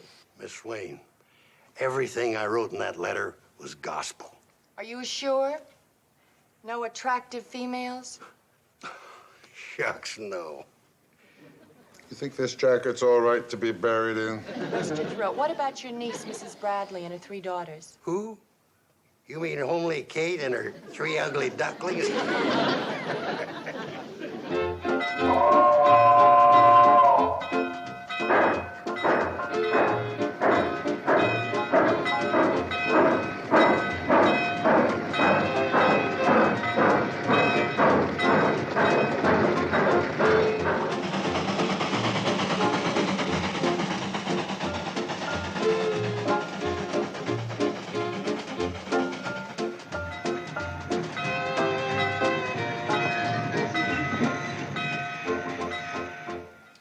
Right this way, folks. Oh, welcome to Shady Rest. Kate?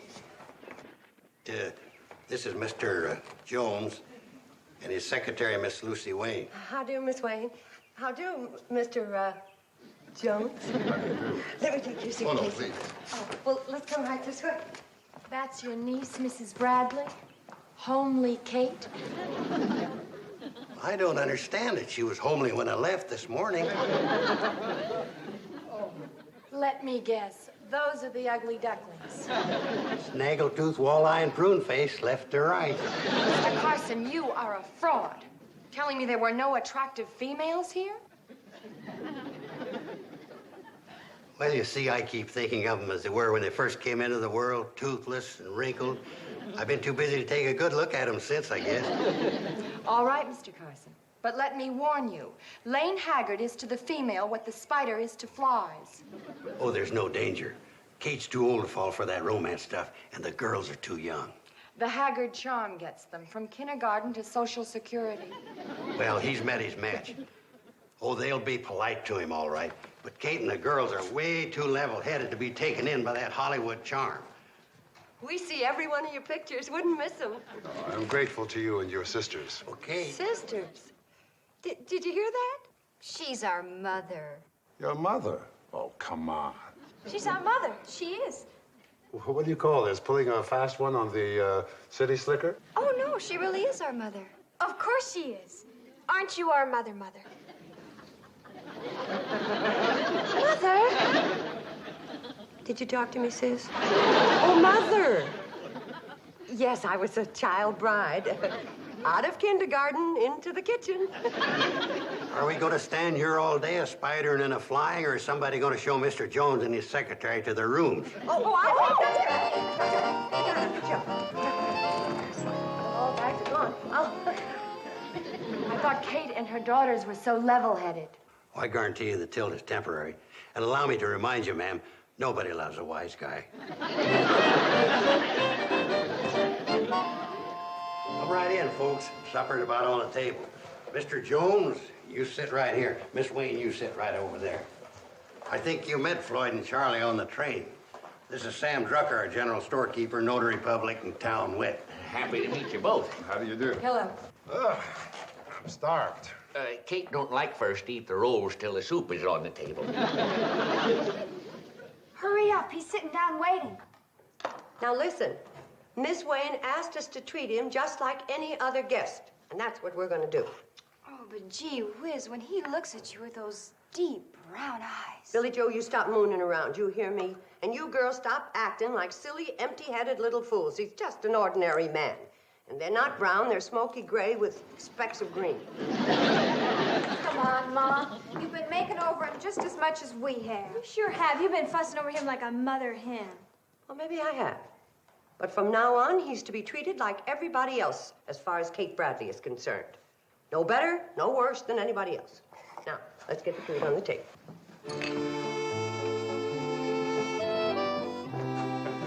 It's the gospel. That's exactly the way it happened. Hey, here comes the food. Soup time.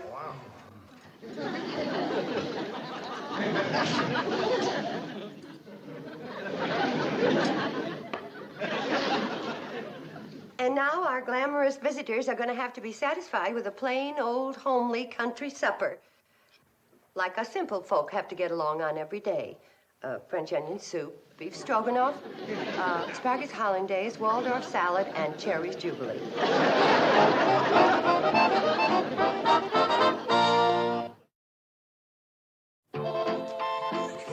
Okay, girls. Now, quiet and ladylike. And control your giggling. Now, come on now, see the movie star shave himself.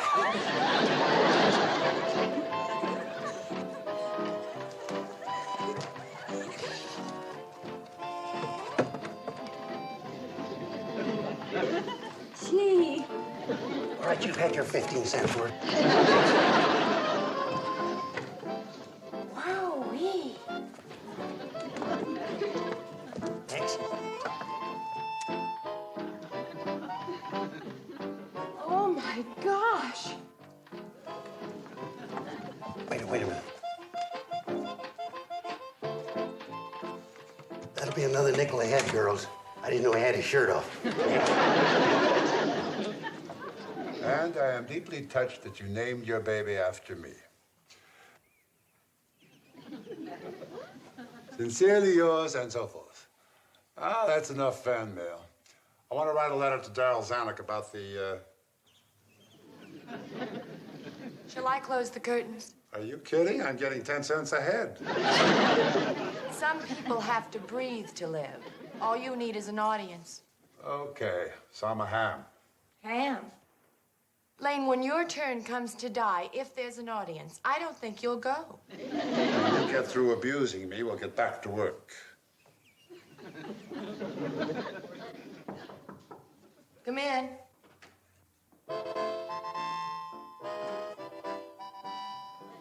I came to see if you needed towels. Thank you. And thank you for lighting up my room with those radiant eyes.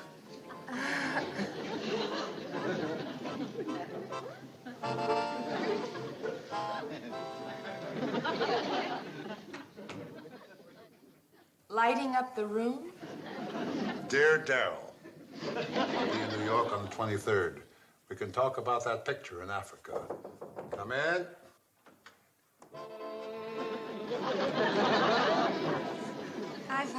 I brought you some towels. Thank you. If this rose could see you, it would die with envy.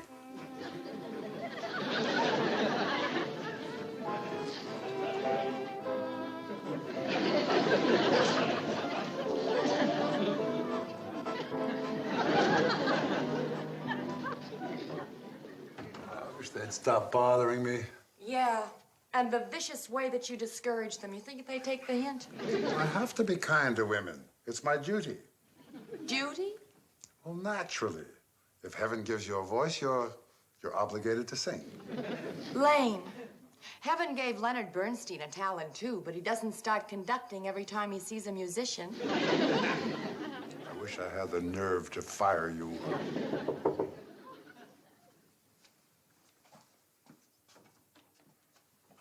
I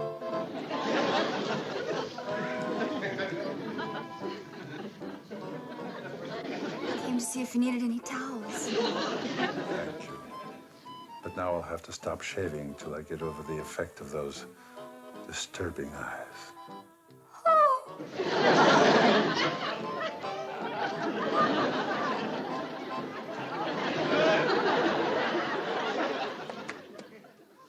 Bobby Joe? Bobby? What is it, Mom? Well, you were looking at the Chicago catalog glass. What'd you do with it? I gave it to Billy Joe. Mom, do you think a young girl from a small country town could find happiness as the wife of a Hollywood star? Well, our gal Sunday did fine with an English lord. So I don't see why you... On second thought, a combination like that could only lead to pure misery. Mom, I'm surprised at you. Taking such an old-fashioned attitude. Here's a catalog. I figured you'd be looking for it. What's wrong? You'll never believe this, but your sister, Bobby Joe, is entertaining romantic ideas about Mr. Haggard. Well, that's the most ridiculous thing I've heard in my whole life. Well, sure glad to see that you think it's foolish. I'm the one he's stuck on. Oh, my goodness. He's stuck on you? Is he ever? Well, did he tell you in so many words? No, but a woman knows these things. Oh, a woman does she? Oh, yes. She feels it right here, with her woman's intuition. You wouldn't understand. Well, of course not. What would us fellows know about that? No, what I meant was you were too... Skip it. Oh, I see. I'm too old to know about romance, right? I'm too far over the hill, right? I'm ready for pasture, right? Well, don't just stand there argue with this nonsense. Simmer down. Listen, all I care about is keeping you and your sisters from getting your feelings hurt. Now, men like Lane Haggard sometimes say things to women they don't mean, flirting like. Do you know what I mean, honey? Am I getting through to you? It sure is, and you're right. Good girl. I'm going to go down tomorrow and tell that naughty Lane to stop flirting with Bobby and Betty. I need help. Uncle Joe. He's not here. Well, that's a help. What's wrong, Mom? You look worried. What's nothing, honey? I just want to talk to Uncle Joe. He's bedding down the chickens. What's the trouble? It's nothing I'd bother you with, baby. You're too young for such things. Thank goodness for that. Being young can have its problems, like the one I'm having right now. What's that, baby? Something to do with school? Yes. I'm set on graduating, Mom. Well, of course you're going to graduate. What's the problem? You think Mr. Haggard will mind waiting 3 years?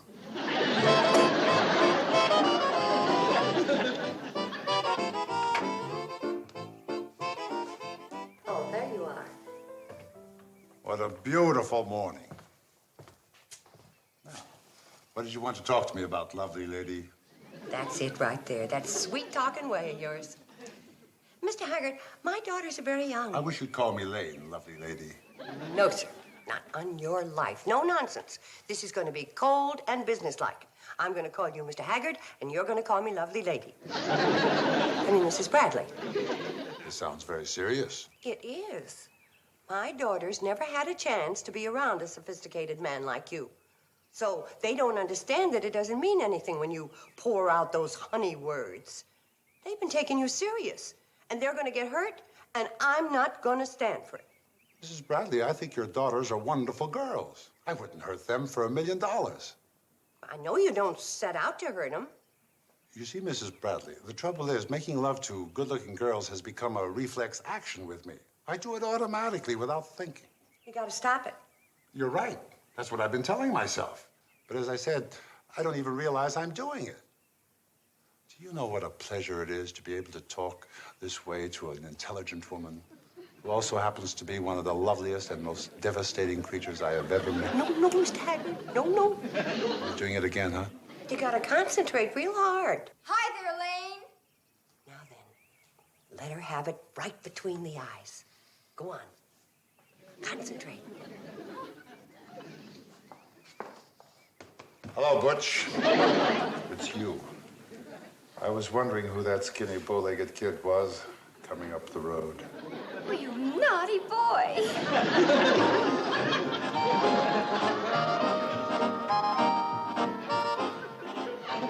The new words were fine, but you're still singing the same old music.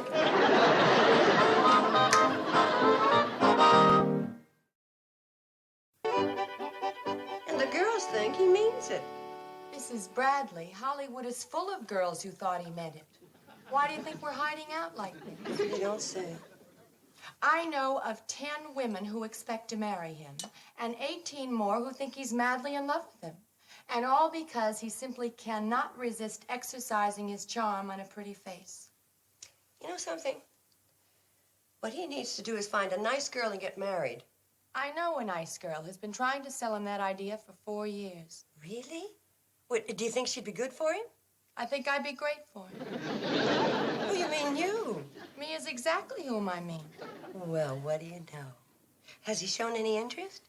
Yeah, well, Lane is the most wedding-shy man I've ever met. The sad part is he admits he loves me, and I know I could make him happy. He's afraid of marriage, huh? The sound of wedding bells, he disappears in a puff of smoke. Well, don't you give up. You're a very sweet young lady, and you'll get him yet. But how? I can't force myself on him. Why not? Listen, if they waited for the sheep to walk into the butcher shop, it'd be a long time between lamb chops. You may be right, but I suppose I have too much pride. Afternoon, Miss Wayne. Kate, could I see you for a minute? I have some work to do in my room. I'll see you later.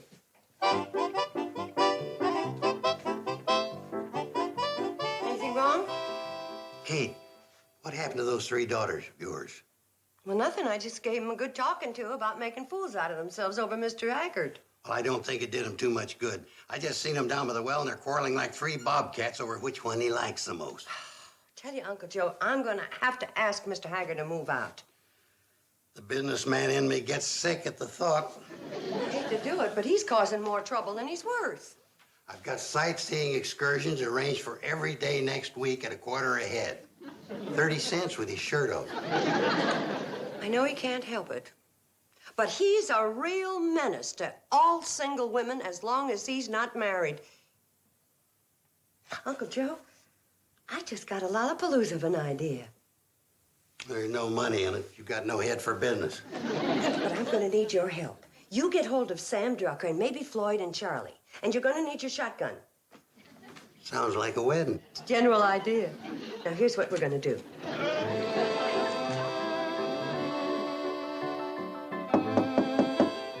Coming. Lane! Mrs. Bradley, stop it! Mrs. Bradley! I just can't help myself. I've been thinking about all the things you said. How you feel at home with me because I'm so mature. How pretty you think I am. What are you talking about? Lane, I'm talking about love. I'm talking about us. You and me? Oh, I've been fighting it, all right. First, I thought it was silly. You and me getting married. Married? After all, you're younger than I am by weeks. And then I realized it was fate that brought you here. Now, wait a minute. Yes. Now I know why I said no to Eldridge Wormser, harness salesman from Medicine Bend. And it was for you that I turned down Walter Schwartz, one of the best Mr. Bones that Simpson's traveling minstrels ever had. It was fate saving me for you. Kiss me, Lane. Now, look, Mrs. Bradley, this is... You're fighting it. You never felt such an overwhelming emotion, and it scares you. You've got to listen to me. I'm listening to my heart. It's saying, Lane loves me. Lane loves me. He does not. He does not. Go ahead. Fight it, you foolish boy. Hollywood will accept me. I'll fit in. I learn fast. In no time at all, I'll be jumping in the swimming pool with my clothes on, and every now and then we can get a divorce. Oh, we'll be so happy. Stop this! This has gone far enough. Are you kidding me?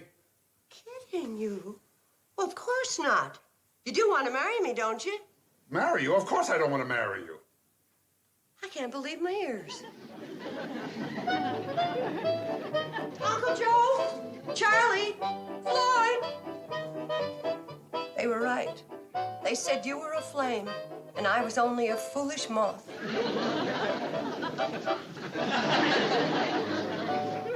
What happened? I flew too close and burned my wings. You foolish moth.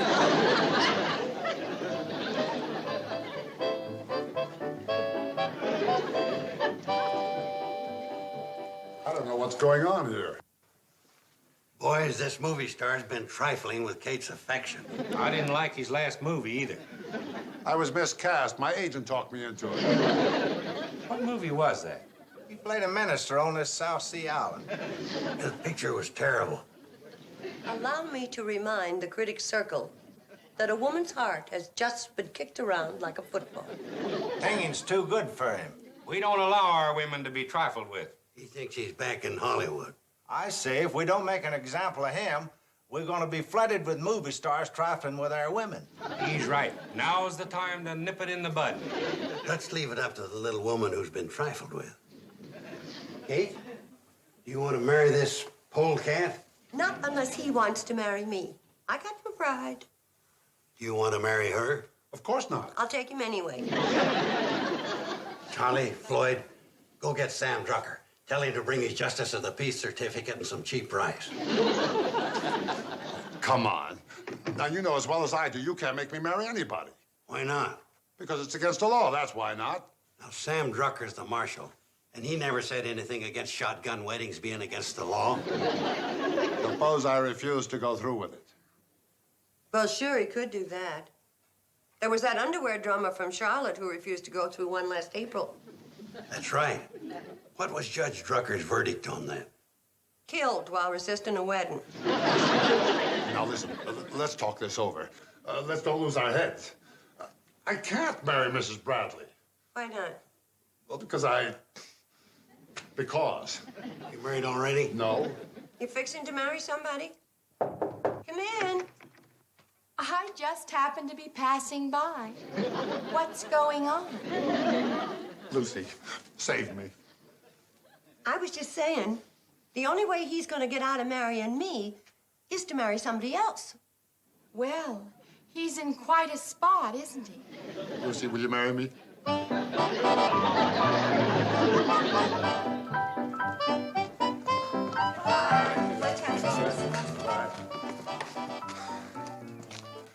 know, of course, I plan to have this marriage annulled. Oh, really? Yes, in about 50 years. Golly, that was a wonderful wedding. Yeah, I hope I gave them their $20 worth. You did just fine, Sam. Well, I'm plumb tuckered. $20 is a lot of wedding. I think they're going to be real happy together. She better treat him right, 'cause I'll always be ready to take him back. So will I. Me too. Silly girl. I just hope he'll be able to get his lovely lady out of his system.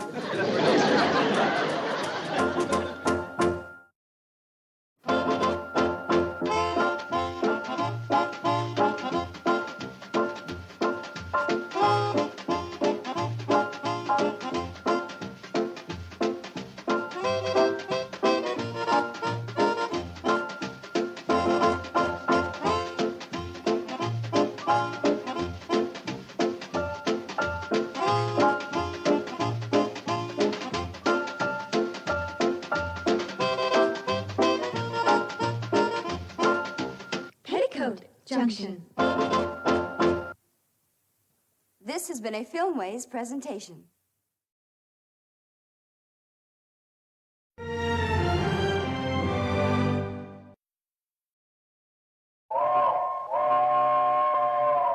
Come ride the little train that is rolling down the tracks to the junction.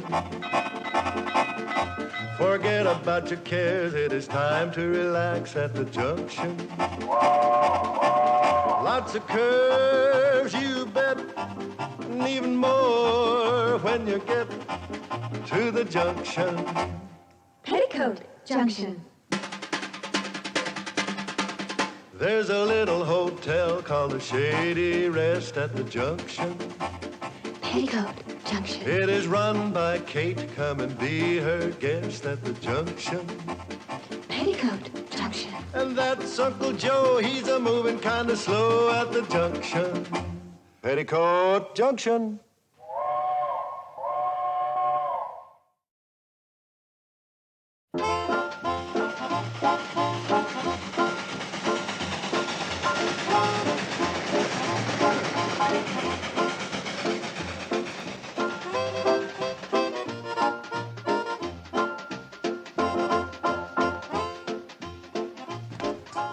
I sure hate to see you go, Mr. Begley. Well, I hate to leave, but I have to go back upstate. Well, couldn't you see your way clear to just stay one more day?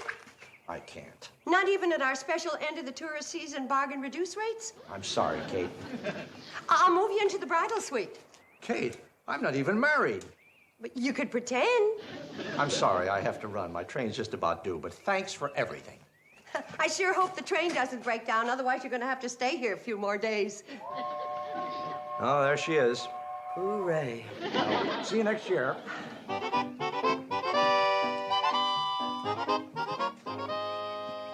Well, there goes our clientele.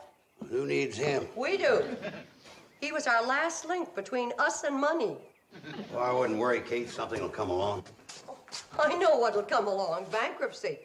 Another week without any customers, and we're going to be eating greens 3 times a day. I don't see why. We can always get credits from Sam Drucker. I can't go to Sam. We already owe him a small fortune. I can go to Sam. Borrowing money is a man's job. How big a hole are we in? Well, we have a $200 bank loan payment to meet at the end of the week. $200? Well, that's not a hole. That's a goddamn crater. I want you to take this locket into Pixley for me. It ought to bring a good price. Kate, you mean you want me to pawn your gold locket? You're going to have to. I can't bear to. Kate, you've worn this next to your heart since the day you were married. Well, you better hustle along or you're going to miss the train. Kate? And none of this nonsense about going to Sam Drucker with another sob story. Sure, Kate. Cross your heart. Sure, Kate. Gone hunting back in 3 days. Dang Sam Drucker. He's out hunting canvasbacks and I'm out 200 greenbacks. Pardon me, sir. Can you possibly tell us where we are? front of Sam Drucker's store in Hooterville. Good heavens, Henrietta. They dropped us off in a foreign land. What were you looking for? Madame Bovary's Hideaway Reducing Farm. Madame Bovary's? Only one of the most exclusive reducing resorts in the entire country. Oh, yes. Madame Bovary.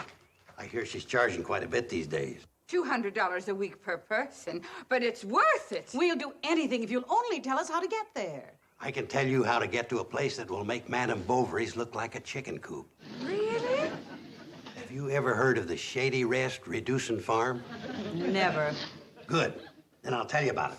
It so happens that just 25 miles from where we're standing is the most exclusive reducing resort in North America. The Shady Rest. The same. If the Shady Rest is so famous, why haven't we heard about it? Oh, it's too exclusive to advertise. Surely you've heard of the Shady Rest motto, your loss is our gain? Yes.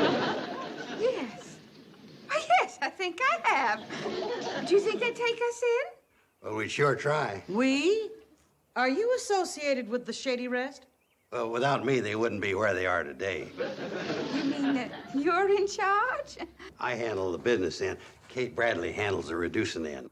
What can we lose? Well, I'd say about 20 pounds apiece. Oh, I'd love to lose 20 pounds. Oh, I'd settle for 10. Fine. And our rates are only half that of Madame Bovary's. Let's go. I don't know. Madame Bovary, well, she's considered... I'll tell you what. If you're not satisfied, it won't cost you 1 penny. Now, what do you say? That sounds fair enough. It's a deal. Now, how do we get there? Oh, we're just in time. The TH&SW is here coming. TH&SW? Yeah, thin hip and slim waistline special. Let's go, girls.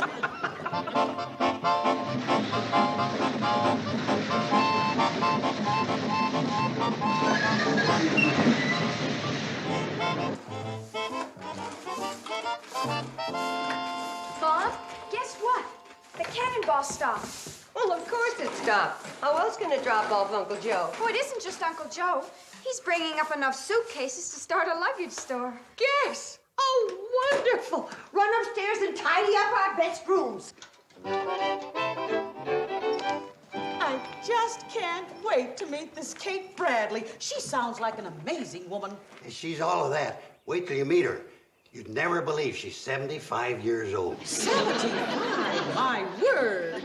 Well, you certainly have an isolated spot here. How did you ever find it? It wasn't easy. I have never seen anything so quaint. We spared no expense to quaint it up. Just smell that clean, fresh air.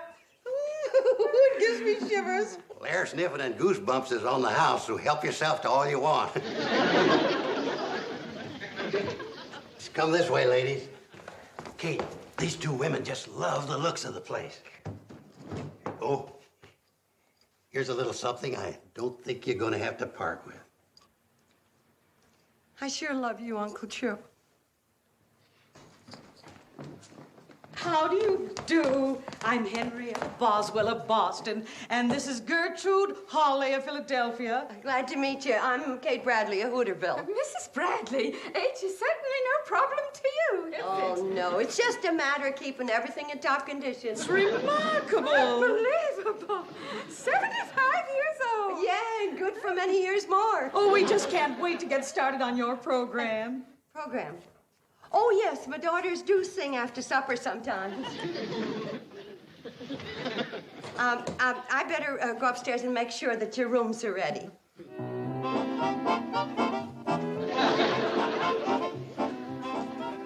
What do you think?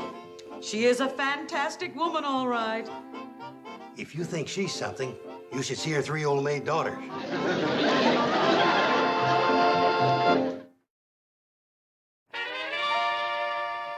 You girls know I wouldn't ask you to do anything wrong. I guess not. Well, of course not. Ain't I been your sweet and trusted old uncle all these years? But, Uncle Joe, isn't that lying? Betty Jo, it's not lying to tell these women you're 32. You will be 32 one of these days. You're just telling the truth ahead of time. And I'm 35. I'm 37. And you look good for your age. I don't know what Mom would think. Betty Jo, we're doing this for your mom.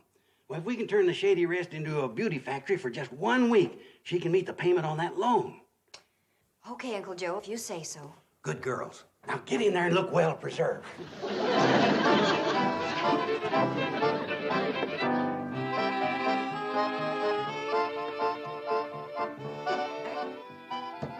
heavens. Chicken and dumplings? For us? Oh, you can have all you want at Shady Rest, as long as you clean your plate. I'll go get the mashed potatoes.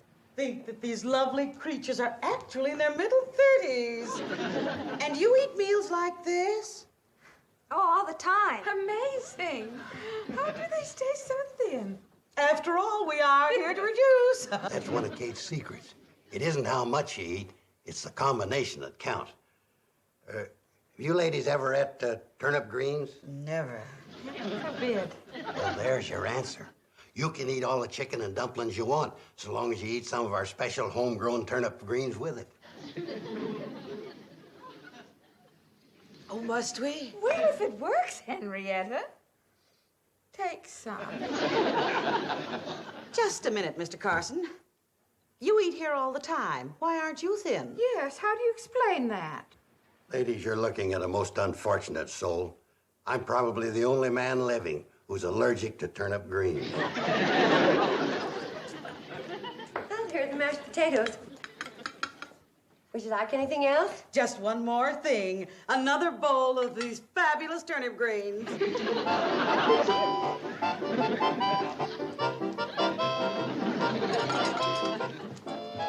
More pancakes, please, Mom. Me too. Coming right up. And more sausage, too. Sorry, you're out of luck. When Uncle Joe and our 2 lady guests left the breakfast table, most of the sausage went with them. I'll bet our guests haven't tasted anything like your sausage. They sure haven't. Uncle Joe ate it all. What did they have? Pancakes and turnip greens. For breakfast? That's what they wanted. Say, Mom, what's all that racket out back? That's Uncle Joe chopping wood. Uncle Joe? Chopping wood? I can't get over the change in Uncle Joe this morning. Just out of habit, I said, chop some wood, paint the back fence, and do a few of the chores he's been avoiding. And listen to him out there, going a mile a minute.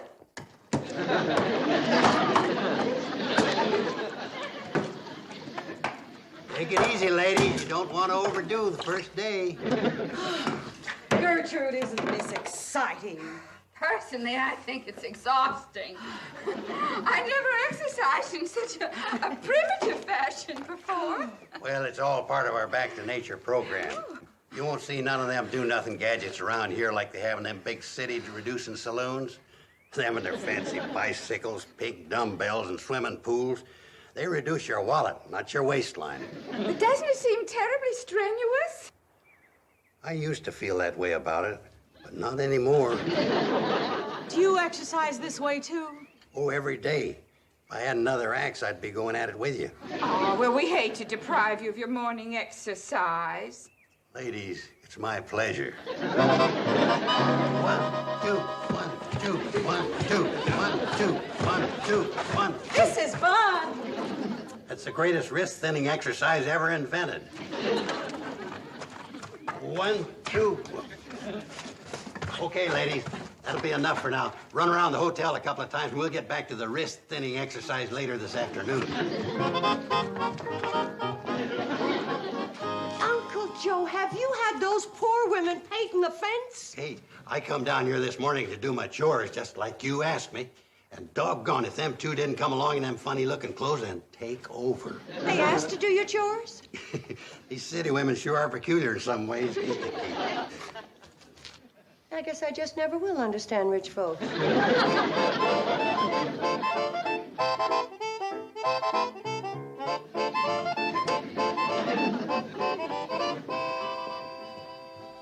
I don't believe it. You 2 gorgeous girls can't be the 2 unfortunates that came dragging in here last night. Have we really changed that much? And gotten thinner? Well, if you shrink any more, we'll have to send you home in envelopes. I can't believe we're losing all those pounds. Step right on here. You go first, Gertrude. Oh, Henrietta, I couldn't. My heart's beating too fast. All right. My heavens. I've lost 12 pounds. Let me try.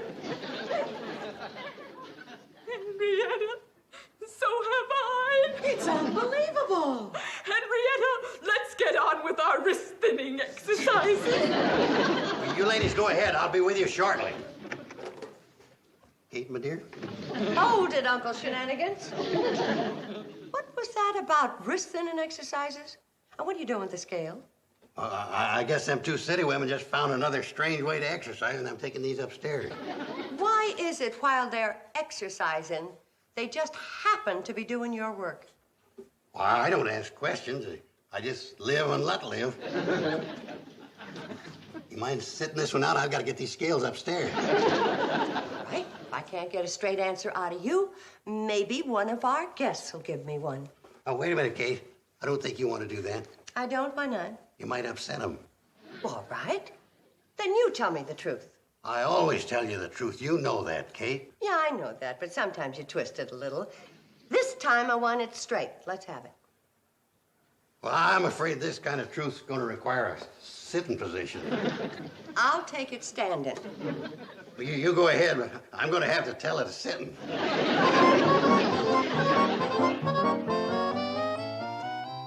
And for your part in this wild scheme, just as soon as I can afford to give them back to you again, I'm withdrawing your allowances. We're sorry, Mom, but we didn't want the hotel to go bankrupt. It's a lot cheaper at Shady Rest than it is at Madame Bovary's. And Uncle Joe's keeping them happy and saving the money at the same time. He couldn't bear to sell your locket. Oh, I know he meant well, but there are two ways to do things. The right way and Uncle Joe's way. Well, what are you going to do about it? Just what I told Uncle Joe. After supper, I'm going in there and tell those ladies the truth. And there'll be no more weight-reducing turnip greens. Oh, here you are. Ladies, I'm afraid I'm the bearer of sad tidings. What's the matter? Well, Kate's at it again. Kate's at what again? Happens every time. What happens? Hadn't you noticed? She's jealous of you. Jealous? Small wonder with how lovely and beautiful you're beginning to look. You know, Kate can't stand being challenged as a queen bee around you. It's getting so we can't keep customers around here anymore. What do you mean? I'm afraid she's going to try to coax you into leaving with some cock and bull story. We were making such beautiful progress. You bet you are. That's why the old girl's starting to sizzle. She's thinking that if you stay around here any longer, you'll start to look too good. Might even stumble onto her personal miracle secret. Personal miracle secret? The one she ain't never divulged, except to her daughters when they started to wrinkle up a while back. Well, I'm not leaving here until I find out what it is. That goes for me, too. Okay, don't say I didn't warn you. She's getting green with envy. She might even tell you anything. I wouldn't be surprised if she told you that this wasn't a reducing farm. She wouldn't dare. Oh, she couldn't make us swallow that story. Come on, Gertrude, let's get on with our wrist thinning.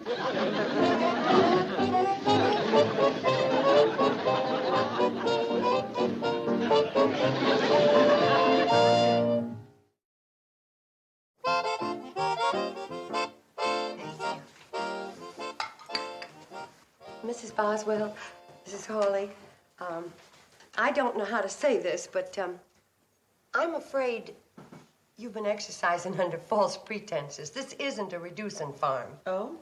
You don't say. You see, the Shady Rest is just a plain little old country hotel. Is that a fact? And all that nonsense about me being 75 and turnip greens and everything. Did you notice I didn't have the nerve to serve them to you tonight? Yes, we noticed. And I wouldn't blame you if in the morning you checked out without paying. We don't intend to check out, Mrs. Bradley. You don't? No, we like it here just the way it is. You mean you're gonna stay? Definitely. And now, if you'll excuse us, we'll have to go on up to our rooms. We're tired. Night-night. Ta-ta. They heard it all, and they didn't even seem to mind a bit. No. You know, girls, if I live to be 100, I'll never understand city folk. You have them.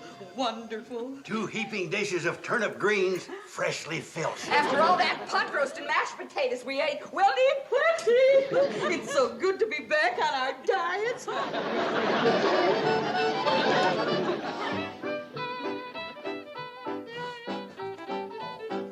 Darn.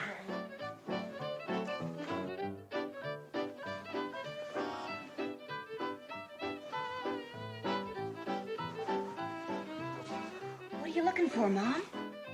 The only button that matches the one on that dress. Oh.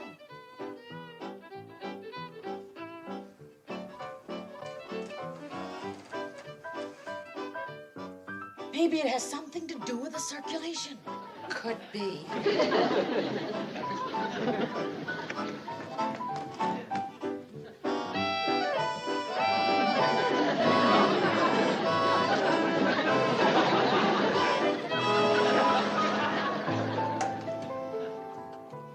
I found Miranda, Mom, but I can't find her kittens. Oh, well, as soon as I finish fixing this meal for them, we'll go see if we can find them. I sneaked a peek at her in the kitchen a moment ago. She's mixing all sorts of things in a bowl. Marvelous. Henrietta, we may be hitting the jackpot at last. Be patient, honey. This will be ready in a couple of seconds. This bone meal's great for the teeth. What is that you're adding, Mom? Special vitamins to build up pep and resistance. You're right, Henrietta. This is the secret. Mom, there isn't a living creature around here that doesn't benefit by what you know. It's taken a long time to figure out the right combination of ingredients. First, you wouldn't eat it. Then I finally found a way to make it appetizing. You sure have the secret, Mom. There, it's all set. Now, let's go out and back and see if we can find the rest of the family. Shall we take that along? Oh, no, leave it. They can eat in here.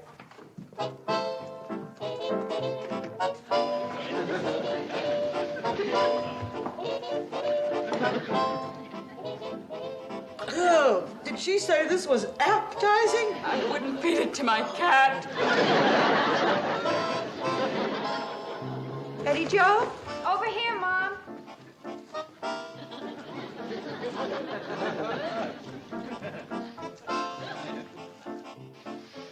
We're all waiting supper for you, dear. Couldn't you find your school books? Oh, sure, but I found something else.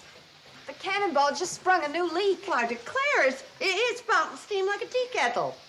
It's the steam pipe on the air pump. I've been looking around for something to fix it. Well, it sounds bad. Is it serious? Not really. But I just can't bear to see the cannonball bleed like this. I can't hear what they're saying, but it looks to me like they're breathing that steam. Yes, they are, aren't they? Do you suppose the boiler of that locomotive is filled with water that has some kind of rare minerals in it? It's possible. And it could be that the miracle takes place when the water turns to steam. Please, Mom, please. All right, Betty Jo, you can use the clamp off the garden hose to fix it. But after supper, Floyd and Charlie are starving. Come on, let's go. Thanks, Mom. The new pipe's rusting out awful fast. It's no wonder with the hard water we got around here. Come on.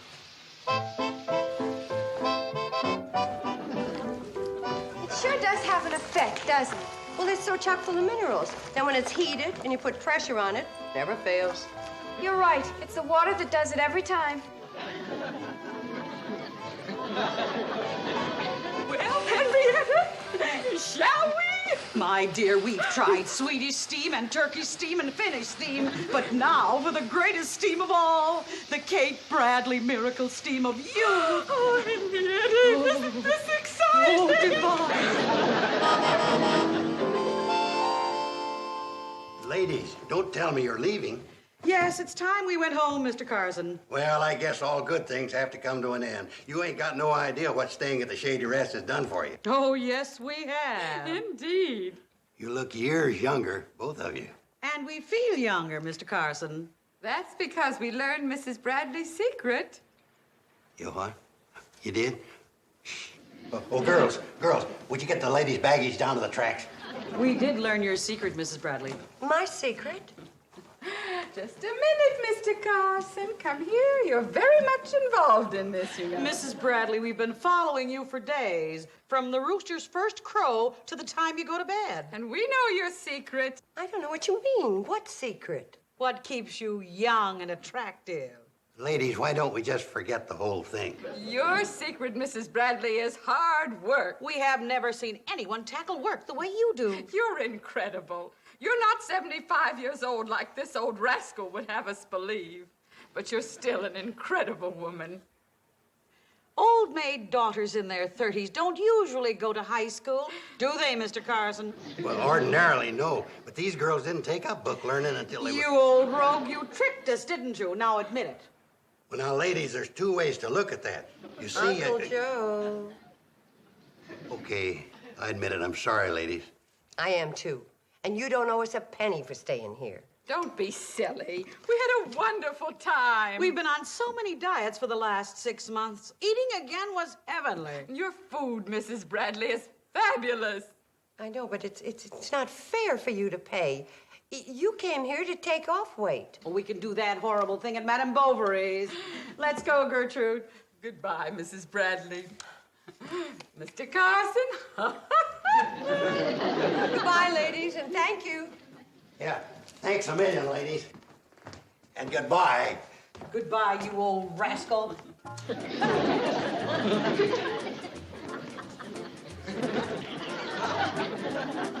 Well, it worked out pretty good after all. Only because they were such nice ladies. What would you have done if they hadn't paid for staying here? I wasn't worried. You see, I just got word Sam Drucker's back from his hunting trip.